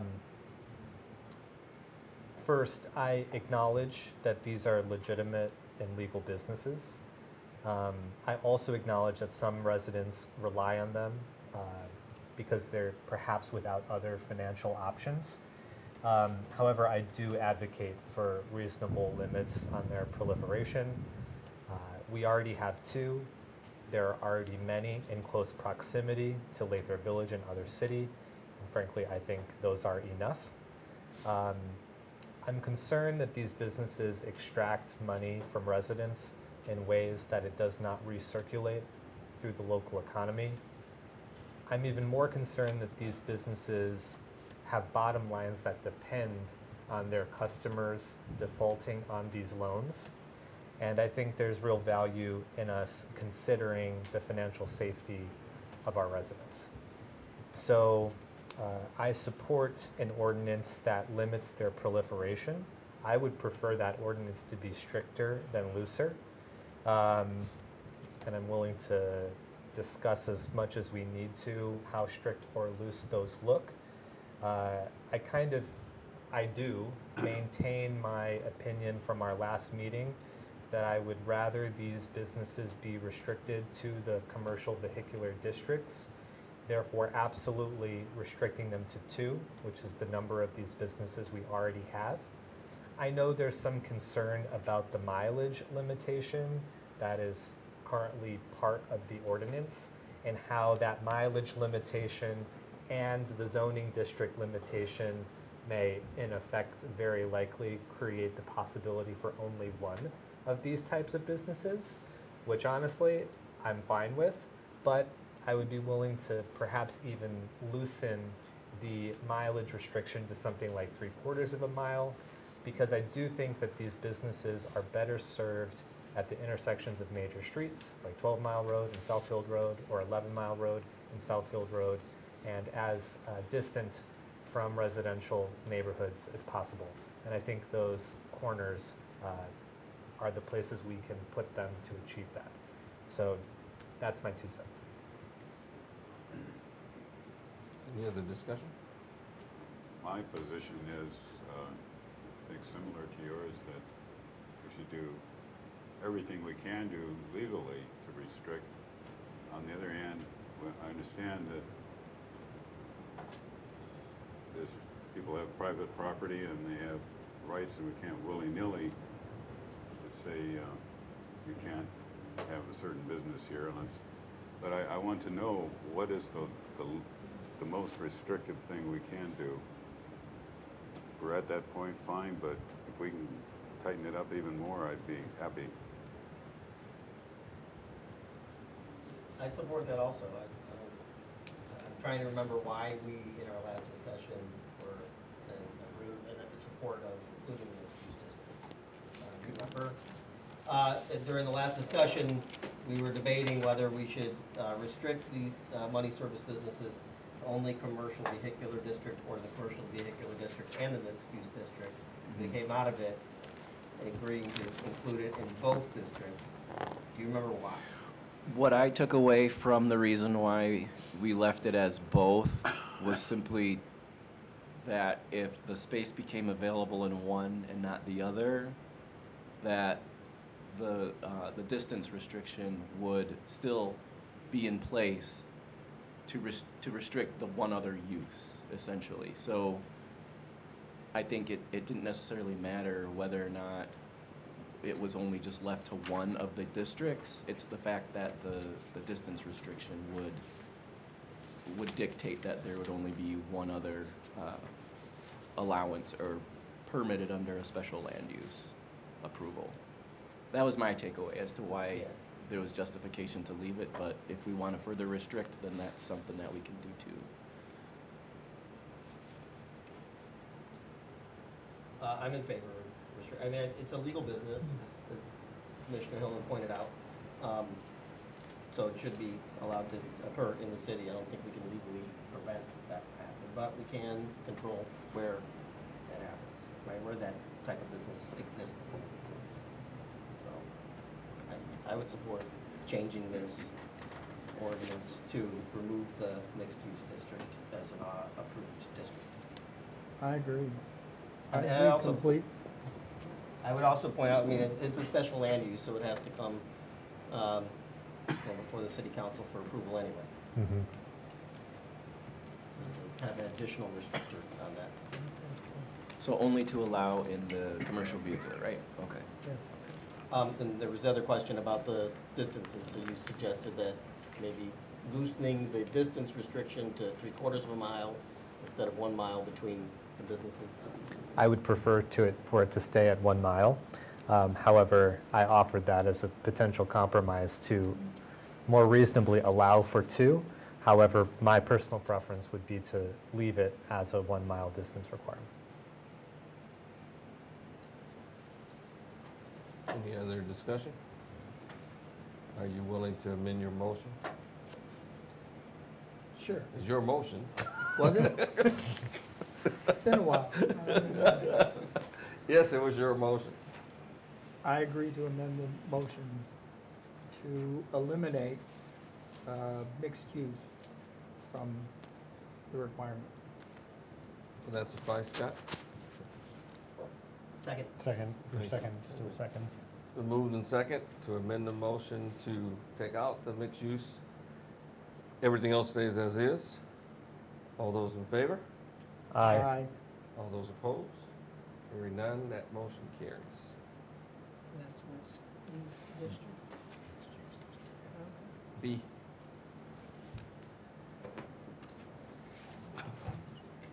B.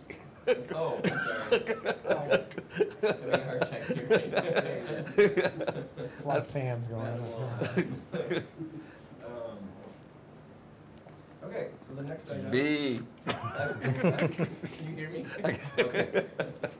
Okay, the next item for consideration is zoning amendment, proposed zoning amendment for small box retail discount stores, also known as dollar stores. So this proposed amendment language does not have any changes to it from our last meeting in May. But just to kind of backtrack and understand why this is before you, it's similar to the check cashing moratorium in that the Planning Commission is tasked with drafting ordinance amendment or language to either allow with restrictions, the dollar store type of use within the community, and it's very much similarly in line with the check cashing proposal. The proposed amendments can be found on page 51 of your packet. We're introducing a definition into the ordinance that defines small box retail discount stores. In section 3, we're adding small box discount stores as a use within the commercial vehicular district as a special land use. So again, it's not by right, but it would be an application that would come before the Planning Commission for consideration with a public hearing to hear from the residents and then for adoption by City Council. And then in section 4, this would be the criteria for the use standards within the special land use. And so one of the concerns with this type of use, again, is that there's the infiltration of these types of businesses within confined areas. So our analysis finds, similar to check cashing, that there is an abundance of these types of stores within the immediate area, and so the village, Lathrup Village, is well served by dollar stores and by discount stores. And the research shows that the more that these types of businesses come into an area, the more impact they have on grocery stores that offer fruits and vegetables, fresh food.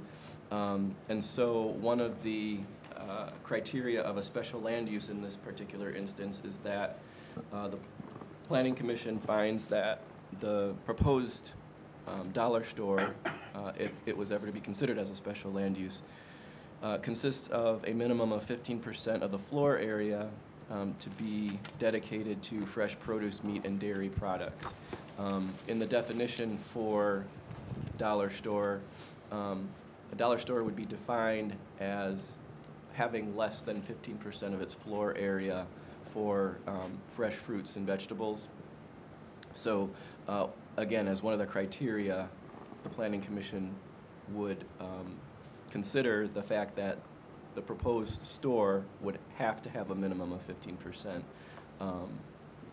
fresh fruit and produce.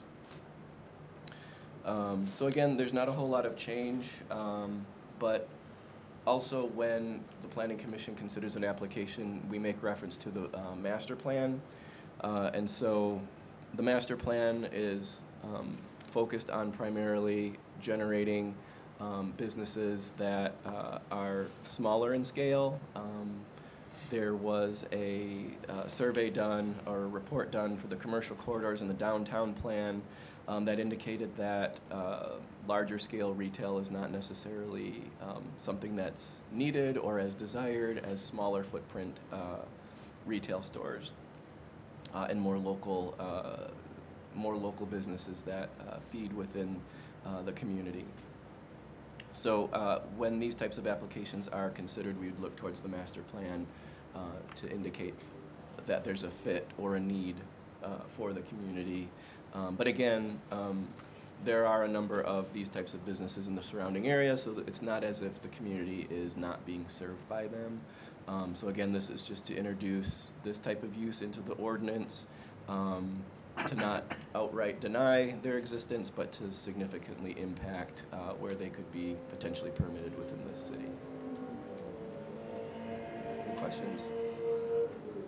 No questions. Yes, sir. My question pertains to the 15% clause, and under Article 2, it's used to define what a small box discount store is not. And then on the next page in Article 4, it requires that 15% application. I'm a little confused as to why we use the same language in two different ways here. Are we trying to make them more like grocery stores? Is that the issue? I appreciate the question, and I was anticipating that question coming up. So in the definition for dollar store or small box retail discount store, they're defined as not having more than 15% fresh fruit, food, and vegetables. So once you have your floor area more than 15% dedicated to that, then you're no longer defined as a discount store. So all that number 4 is saying within the use standards for the special land use approval or consideration for approval would be for the Planning Commission to say that the standard we're setting for our community is that you have at least 15%. You can have you should have at least 15% dedicated to fresh fruits and vegetables, so that you're still considered a discount store, but you should have no less than 15%. But So- it's a really important point that Commissioner Norman is making, because these two things contradict each other. Sorry, I couldn't hear you. These two things contradict each other. So the definition of a small box retail discount store is written in this proposed ordinance. It indicates that a small box discount store does not include a retail store that dedicates at least 15% of the floor area. But then we're saying in order to be approved for a special land use, we must stipulate that a minimum of 15% of the floor area is dedicated to fresh produce, meat, dairy, and dairy products. So that stipulation then would put the store into not being considered a small box retail discount store by the definition. Right. Yes, and I understand that contradiction. So I think all that the intent was to say is that you have to have a certain percentage of fresh fruits and vegetables. Because what the studies find is that these stores don't offer that, and so when they come into a community, they have impacts on your grocery stores. And so then grocery stores find it more difficult to survive, and so then if there's no standard set for the discount stores that are thriving to have fresh fruit and vegetables, then your community's not being served with that type of Yeah. amenity. So I think there may just need to be clarification with the percentage and how it's worded within the ordinance. But the whole point of number 4 within the criteria is to establish a certain amount dedicated towards fresh fruit and vegetables. I mean, I support the intent for the special land use. I think we need to sharpen the pencil on the definition. Yeah. To make sure that we're not requiring that a business not meet the definition in order to get the special land use. Yeah. So I think the idea was just to say that you should have up to 15%. I would suggest that the special land use requirement is good. And we need to sharpen the pencil on the definition. Okay.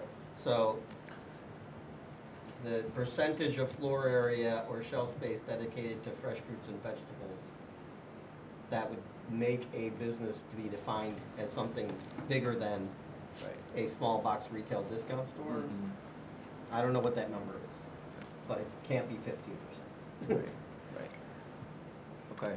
I mean, I think one way you can approach it is, with special land uses, the council has the ability to, and this body does as well, has the ability to impose additional conditions or requirements of the applicant as part of that approval. So I think if you maybe took the 15% out, the actual percentage amount out of the section 4, then just required that the special land use requires designated percentage of floor space to be determined by the approving body, allocated to fresh produce, meat, and dairy, and then council could say, all right, 15, 20%. That, because really you don't have the ability to kind of getting into a gray area where you're telling them how they're going to lay out what percentage of their store is going to be dedicated to certain products and not. Normally the interior is not, part of the consideration of this body of how they're going to operate their business on the inside. So I think, you might not necessarily have on the application.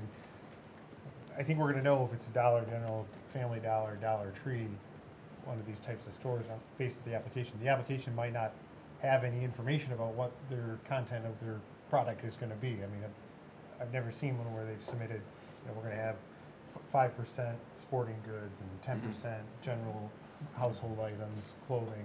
They don't ever break it out like that. So, I think you maybe take it out of the special land use requirements so that it's not a contradiction with the definition. But as Eric said, by definition, that's what makes one of these operations considered to be a discount retail establishment, small box discount retail. And that definition is based on, I assume, other communities' ordinances that Correct. have similar ordinances around these types of businesses.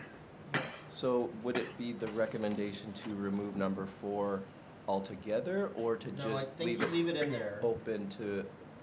You leave it in there, but we don't specify a percentage of floor space dedicated Okay. to. Yeah, I think even if you just left it to this section, must stipulate a minimum percentage of floor area of the variety small box store that would be dedicated to fresh produce, meat, and dairy, and then leave that actual percentage amount to be negotiated with the applicant as part of the special land use.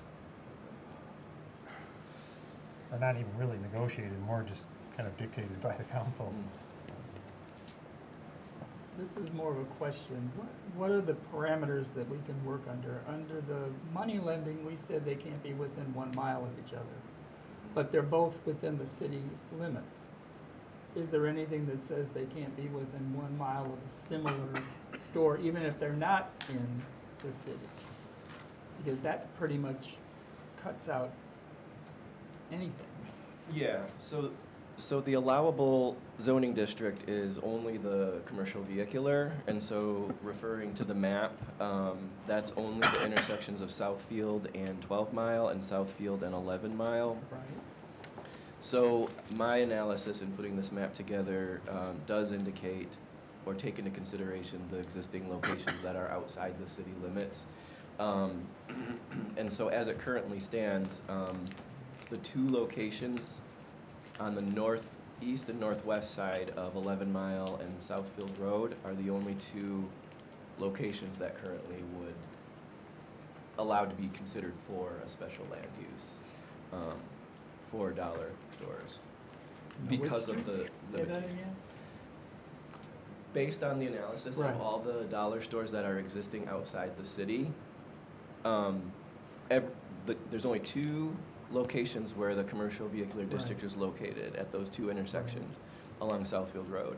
And so the northern zone for commercial vehicular at 12 Mile is not, it cannot be considered at this point in time because there's existing dollar stores too close within a mile of that zoned location. So that leaves the northeast and northwest corner of Southfield and 11 Mile as the only two parcels that are zoned commercial vehicular that at this point in time, if we got an application for one of these types of uses tomorrow, we could receive an application for a special land use. Does that make sense? It makes sense. Because I did take into consideration the existing dollar stores outside the city in those locations. Did everyone follow that? Okay. Well, I'll follow up on that, and then I have another question.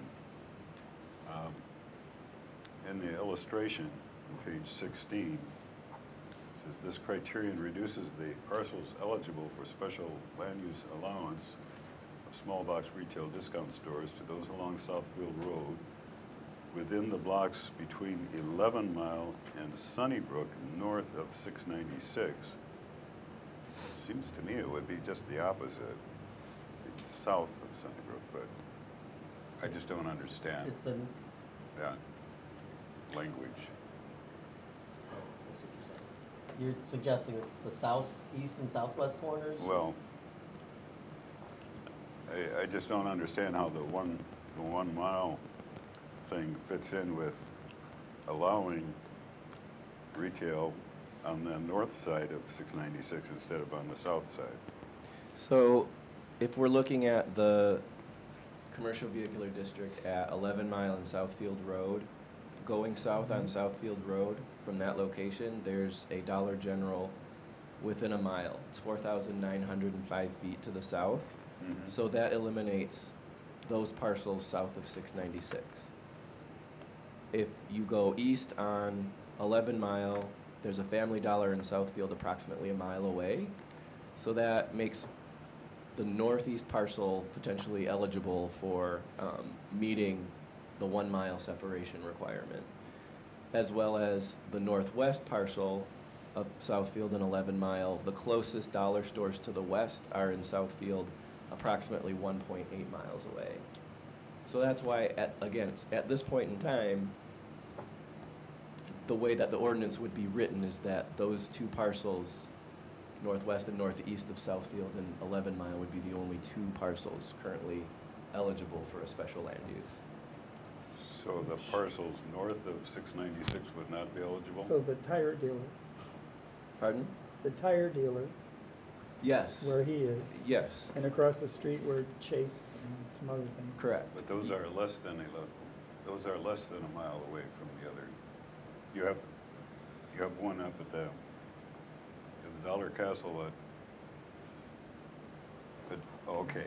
I was reading this to understand that you have an existing dollar store on Southfield within our city limits, south of 12 Mile. Is that correct? Not within the Is that city wrong? limits. No, Within he's the accounting city for limits. all dollar stores within, even including those outside of the city. That's why Which makes sense. Okay. the only two that would be permissible are those east Right. and west and north of. So the analysis was only done from those intersections because Okay, I those are the understand only that. places that Yeah. commercial vehicular is located. Well, my other question is,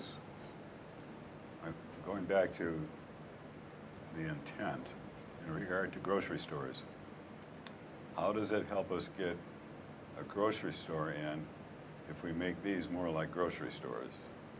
seems to me that lessens the opportunity rather than increases it. Well, if it's a grocery store that has specialty food products, then it's excluded from this ordinance. So if somebody wanted to open a business that had specialty food products, then they could do that in other districts inside the city. That would be permitted in other districts, other zoning districts. The use classification in that scenario would not be a discount store. It would not be considered a discount store or a dollar store. But I'm going back to the issue, my bad hearing is not catching the full weight of what we've discussed, but the requirement, will the requirement still be in there that they have 15% of the space dedicated to food, fresh food? But so we're only going to leave the 15% in the definition of discount store, dollar store. So it's not in the requirement anymore? Right, so we're going to Okay. take that out of Okay. To be real clear about this, the suggestion was, but I think, correct me if I'm wrong, but I think that the suggestion was to leave the special land use requirement that the business dedicate some amount of floor space to fresh produce, meat, and dairy products, but not specify what the percentage of floor space is. I think that's what we were suggesting. So you're still encouraging, okay, we're gonna have this dollar store style business, but it will provide some amount of access to fresh fruit, vegetables, meats, healthy foods, but not as much as a grocery store would, right? A business that was trying to be more like a grocery store would offer more than 15% of its floor space to the selling of food, and therefore would be classified as something else, which then allows for that business to be able to exist in other zoning districts inside the city, beyond just the commercial vehicular district. I think I understand your concern. Is it that you're concerned that if we design ordinances that make these dollar store style businesses more like grocery stores, that actually discourages grocery stores from entering into any of these districts? If we're going which in they're that currently direction, allowed? why don't we go to 25%? You know, why don't we, if we want to use legislation, planning legislation to enhance the quality of food available for purchase, we could go to 25% instead of 15%. We could legislate that, and in fact, create grocery stores through our planning legislation. Or we can go the other way and keep an opening for a bona fide little grocery store to come in. And I'm just saying there's two ways you can go. Sure. I am curious where the number 15% came from. Is that just the common percentage thrown around in other ordinances like this? Yeah, it's both that and taking from Southfield. So again, there was a lot of look at how Southfield made their amendments, and so because Lathrup is so intertwined with Southfield, that the language was just proposed that way to mimic and carry through that same standard. So it can be changed, but that's the reason why it was started at 15%. Sure. I did a real quick Google search on definitions and came up with like 6 different cities that use. 15%. Okay.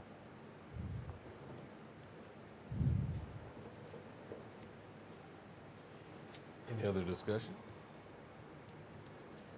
I mean, I'd like to discuss this idea of like, should we amend the, modify the ordinance to encourage that these types of stores actually end up becoming more like a grocery store, offering more food options, to encourage something that provides, because we don't have a grocery store in the city limits, right?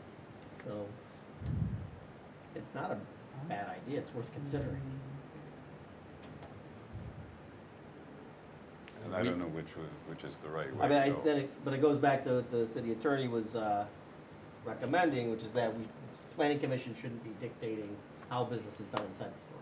Well, and I think too, like I said, that you're trying to avoid the contradiction that if you're going to mandate that they have it as part of your ordinance of greater than 15%, then by definition, they're no longer a small box retail discount store. So therefore, they would then be able to locate anywhere where a retail store would be able to locate. So I think leaving it, or kind of amending it the way we've discussed, it doesn't, there's nothing in there that precludes council when they are considering this from imposing a 25% or 35% floor space requirement. I mean, they can impose any condition that they choose. It's part of the nature of a special land use. So I think taking it out of the definition, which then therefore kind of triggers this special land use process for these businesses, and then allowing the council to impose those restrictions if they deem it's appropriate.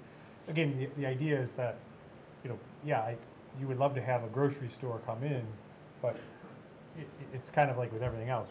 The city doesn't get to pick and choose which businesses decide to locate here. It's kind of stuck with people that come to us, what they are proposing to do with their business, and then how can we can tweak that as much as we can to meet the needs of the residents. So that I think, that strategy I think provides the most flexibility in accomplishing that goal, and also, in some ways it serves as a deterrent. I mean, some of these businesses may not want to carry or may not be able to carry fresh produce and food as part of their business model, and so they're going to look elsewhere to locate their facility.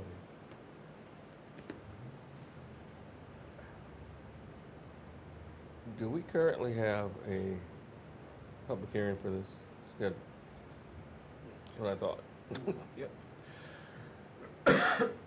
Are we finished with our prior discussion before the public hearing? Yes. Then we'll open it up to a public hearing.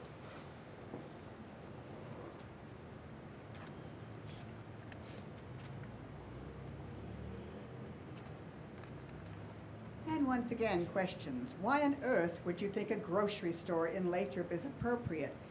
I remember when Pete's went down to the AMP, but the AMP couldn't compete with so many supermarkets around us, and it closed.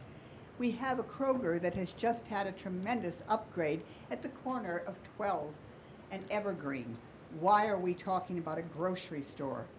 But then why are we talking about $1? Now they're actually $1.25 stores. Why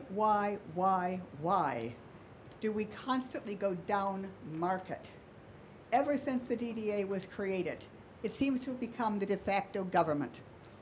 Outsiders who don't live in Lathrup have taken something that took 7 decades to create by the pioneers, and in 20 years we have seen all that beauty, all that wonderfulness basically so downgraded.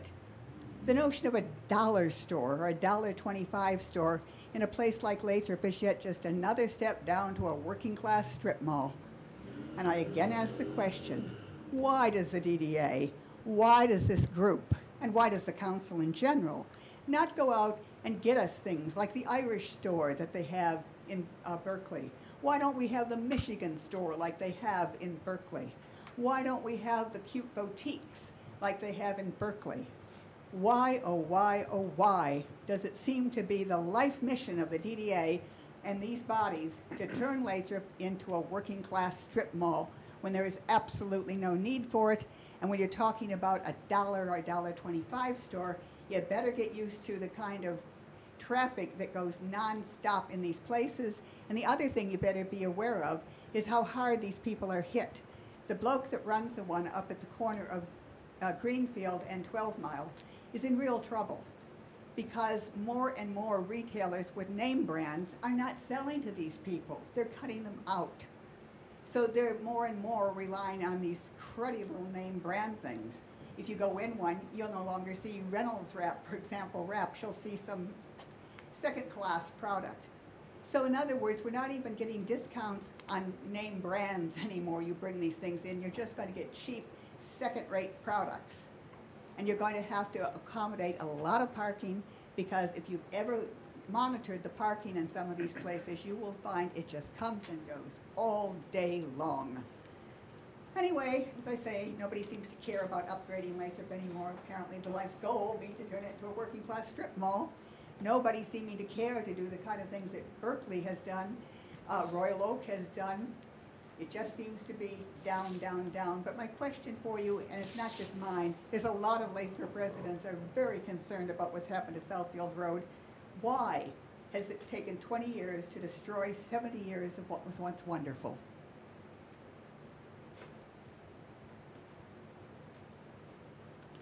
Is there anyone else for the public comment? We will close our public comment section. I will make a motion to approve the zoning amendment for small box retail discount stores with the following modifications. In the definition of a small box retail discount store, we would remove the definition indicating that dedicating at least 15% of floor area or shelf space to fresh fruits and vegetables. And in section 4, use standards, adding a new standard, section 4.22, to remove the reference to stipulating a minimum of 15% of the floor area of the variety or small box store to be dedicated to fresh produce, meat, and dairy products. Just leave everything else in section 4, item 4, except for the reference to the minimum percentage. I'll second. So moved in second. All those in favor? Aye. Oh, no. You want more discussion? Yes, Oh, more discussion? please. We I'd like discussed it ahead of time, that's why I figured you would. Sure. I'd like to address Ms. Anderson's comment, and I'll remind you, this isn't a dialogue. I don't think that will be received well if you respond. There is currently no ordinance to limit the proliferation of these types of businesses in Lathrup Village. The action this body takes today will very likely limit the proliferation of these types of businesses in Lathrup Village. I believe that is consistent with what you desire. I don't think it's at odds with what you desire. I think what you're at odds with is the absence of an ordinance like this one. So you might disagree, but I think you might have some misunderstanding of what we're doing here. We are potentially going to vote to limit the proliferation of this type of business, not encourage the proliferation of this type of business. That's all. And to add to that, this is an issue that we kind of run into a lot with our zoning ordinances, is that the absence of something, an ordinance that specifically addresses a type of business or a type of development, it opens the door to businesses that would meet those types of standards or definitions if we were to define them, right? To just be able to operate anywhere in the city. So it's important that we continue to identify types of businesses like these and try to put guardrails around them so that we have some control over how they occur in our city. Because if we don't have any guardrails around them, then we don't have any legal mechanism to control how they operate within the city, or where they're existing in the city, or what type of smells, garbage, like any other type of impact that those businesses might have. If we don't have language in our ordinances to control those things in any type of business, then those types of businesses are going to happen, then we're going to have to deal with them retroactively, at which point the businesses that are here are grandfathered in and don't have to really comply with those controls. Sure, and to put a fine point on something, if this body chooses to accept this ordinance as motioned, according to where similar businesses currently exist, Lathrup Village would potentially see one such business in the near future, assuming none of those proximal businesses close. And that such business would be restricted to the intersection of 11 Mile and Southfield Road. Yes. So for all intents and purposes, as of yesterday, we could have received, hypothetically, many dozen site plan applications were these types of businesses. Whereas assuming this passes come tomorrow, effective immediately, however it works. Still got to, council's got to approve it. Sure, too, so, okay. Yeah. Assuming all protocols pass, et cetera, we will be effectively limited to one. Is that a good way of thinking about it? That's correct. Okay, thank you. I have nothing left to discuss. It was your motion, finish. I'm good. Motion still on the floor. All those in favor? Aye. All those opposed? Hearing none, the motion carries.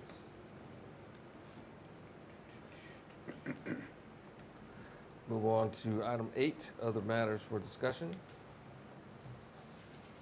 Oh, I knew he had something. Yes. I'd just like to let everyone know that on Monday, June 23rd, we will be having a town hall on the proposed pilot ordinance at council. Is currently reviewing, so I just want to let everyone know about it. Might want to define it for people. So, currently, City Council is reviewing a payment in lieu of taxes ordinance that is an economic development tool that will allow for negotiation of taxes between the city and developers. And we will be holding a town hall on Monday, June 23rd at 6 o'clock. I'll be down in the community room. I have one thing, so at a previous meeting, resident Jonathan Kara had, when we were discussing money service businesses, brought up the idea that the planning commission might want to consider if we want to discuss implementing ordinances that would control the deployment of Bitcoin-based ATM machines, which can sometimes also be used for loans and predatory money service practices. So I'd like to request that Gibbles Webster, working with our economic development director, look into that topic. And for the next meeting, you could just bring in some information about concerns that the city maybe should or maybe shouldn't have about the existence of Bitcoin and other cyber currency-based ATMs in businesses in the city.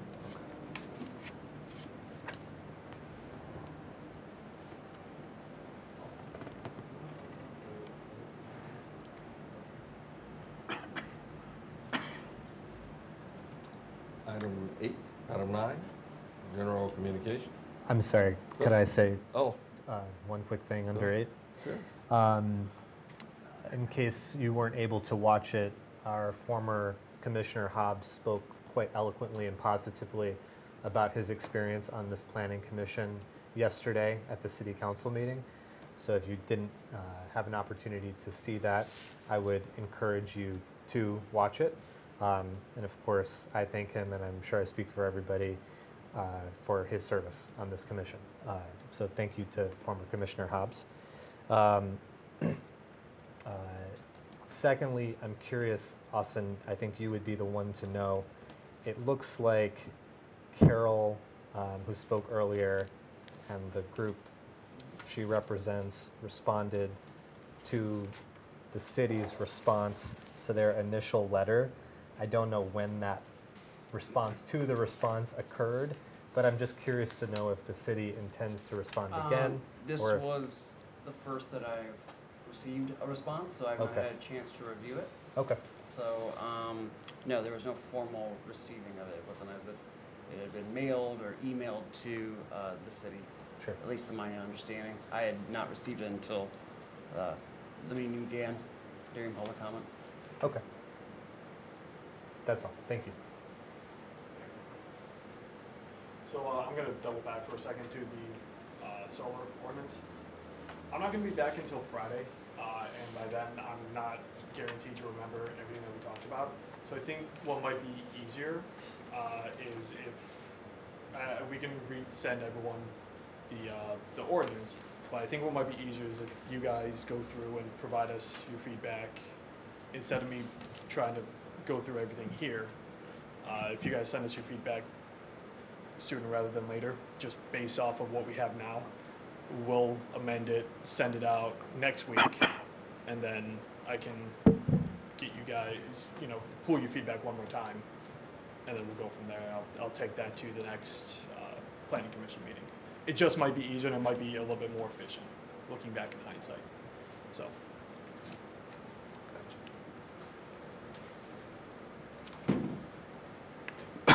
You ready for the site development? All right. General communication. All right. A. So 27300 Southfield Road, which is just north of us, is our former high school. I'm sorry, it's the south of us. It is a plaza that had just been, currently is still in the process of being rehabilitated, both internally. The exterior, for the most part, has been completed. And there is 3 units that are currently in the process of being built out. The most southern unit is a laundromat that is currently operational. There is a smoke shop, a nail salon, then a accounting firm that is currently in the build-out process and should be open shortly. Some of their wall signs have been installed. At 26600 Southfield Road, site plan was approved in January of this year for the installation of a golf simulator business. They are in the resolution process of the tariff they received for the receiving of the golf simulator equipment. It is still in Atlanta, but it should be up here shortly to be installed, and hopefully they will be started underway. Since last month, they have had their wall sign installed. 27700 Southfield Road, north of us, received site plan approval on April 15th, and they are currently in the process of getting their financials in line and working with the Michigan Economic Development Corporation to finalize gap funding. At 28317 Southfield Road, I got, at 26600 Southfield Road,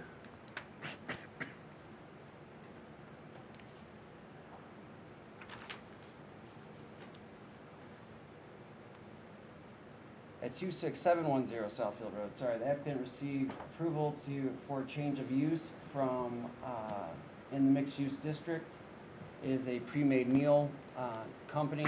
They have a commercial kitchen and tailor, and they have at least 12 and a half, if not more, retail locations throughout Metro Detroit. And we are lucky enough to have one of them here in Lathrup Village. They're in the process of getting their equipment moved in, and they are in the process of working with our city clerk on getting their business license. Their wall sign's been installed, and they should be operating shortly. And at 28309 Southfield Road, which is just up the street from here, it is a massage parlor that is currently relocating within the city. There's a long lasting business here in the city, been open for over a decade. They decided to remain here, and they're just relocating up the street to a new location, and they should be open shortly. And Chair, that's all I got tonight. I believe that the 26600 Southfield Road, that's the auto parts. Yeah, that's auto parts. That is Holbrook, and they are currently in the process of getting their facade completed. And so far, it's coming along quite well. Does not look exactly like a testing dish, It does not, no. but it's pretty close. It looks good. It looks good. Yeah. No other general communication? What about the Hawk signals? Oh, yeah, the hawk signal, exciting hawk signals. We have 2 electrified hawk signals that are operating here north of Southfield Road. We've tested them out. They work pretty well. Give about 20 seconds to go across the road, and it helps. And also, it is quite responsive. It prioritizes the pedestrian, so it is It is something that will improve the walkability and the safety along Southfield Road, and also will improve the walkability going from east to west on Southfield. And south of 696, there's a third one, and that installation will begin, I believe, later next month. So we'll have 3 of them by this time next year that will help improve pedestrians going throughout our DDA. And also, I think it's something that's going to improve the attractiveness of our downtown by bringing more people in who can get out and about, walking, and exploring all we have to offer here in Lathrup Village. As an additional point, I volunteered at our garden tour, was that last weekend? Last weekend, and at least one person commented to me how much easier it was for her to cross between the 2 neighborhoods on either side of Southfield Road. So beyond the positive change as it relates to the downtown district, I feel like these things are also connecting residents to one another better. So positive That's change. great, because there are different amenities throughout the city. I mean, unfortunately, with Southfield Road and 696, the city's been split up into 4 quadrants, and each quadrant has its own level of amenities. So those who want to come and visit Municipal Park, who are on the west side of the city, will be able to come across, and those who want to go see Strackwood Park can walk on across, and then eventually it'll help getting over to Golden Gate. So I think this is a positive overall, both for the residents and the businesses. All right, nothing else? Oh, yes. So we are currently working with Mayor Garrett and City Council to schedule a wiffle ball game. So what we're gonna do is we're gonna have each of the council members, so Jason, you'll be one of the captains, and you'll be able to select from the committee or board that you represent on to select your team. And luckily, wiffle ball is like pickleball, where it doesn't matter your age, you can play it, or your athletic ability. And it only requires 3 people to play a game. So we're shooting for early August to have an intramural game, which hopefully someday we'll be able to hand over to Parks and Rec and have maybe an adult league here for the residents of Lathrup. Yep, we've already made the order for the equipment, so if we get good resident feedback and get good turnout with it, Parks and Rec wants to kind of incorporate it with their Family Fun Day in August. So we're gonna try and intermingle that.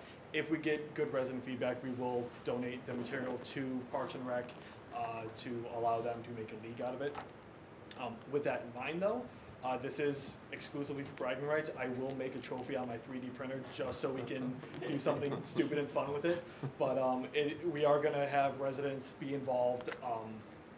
We want people to come down, and we're gonna have, plan is to have food trucks. Plan is to have a crowd so that, you know, it's just something in the middle of summer, and baseball season will be winding down, so we'll be getting ready for that, get people excited for Tigers in October. And again, if it goes well, we'll have some fall ball, maybe spring ball action. And you know, you only need really 3 or 4 people on a team. So it is a growing sport with adults around the state and around the country as well. So we're hoping that this would kind of be a start to bringing the community together for some additional fun. So. Nice. One other bit of good news I forgot to mention about yesterday's council meeting. Council appointed a planning commissioner to replace former planning commissioner Fobbs, who had to resign. So I'm excited to have Joe Robinson join us sooner than later. He's an extraordinarily qualified individual who I think will fit in very well with our group, and I look forward to having them on the board. Sure. It's a she. She, sorry. Thank you. Joe, and I keep thinking it with an E. Understood. D. Is there anything else? The city council did pass 2 proclamations yesterday, announcing June as Pride Month, and recognizing Juneteenth as a city holiday, and recognizing the importance of the emancipation of slaves in our country. So those are two things that happened at our city council meeting yesterday of note. And with that, we can take a motion to adjourn. So moved. Second? So moved and second, we are adjourned.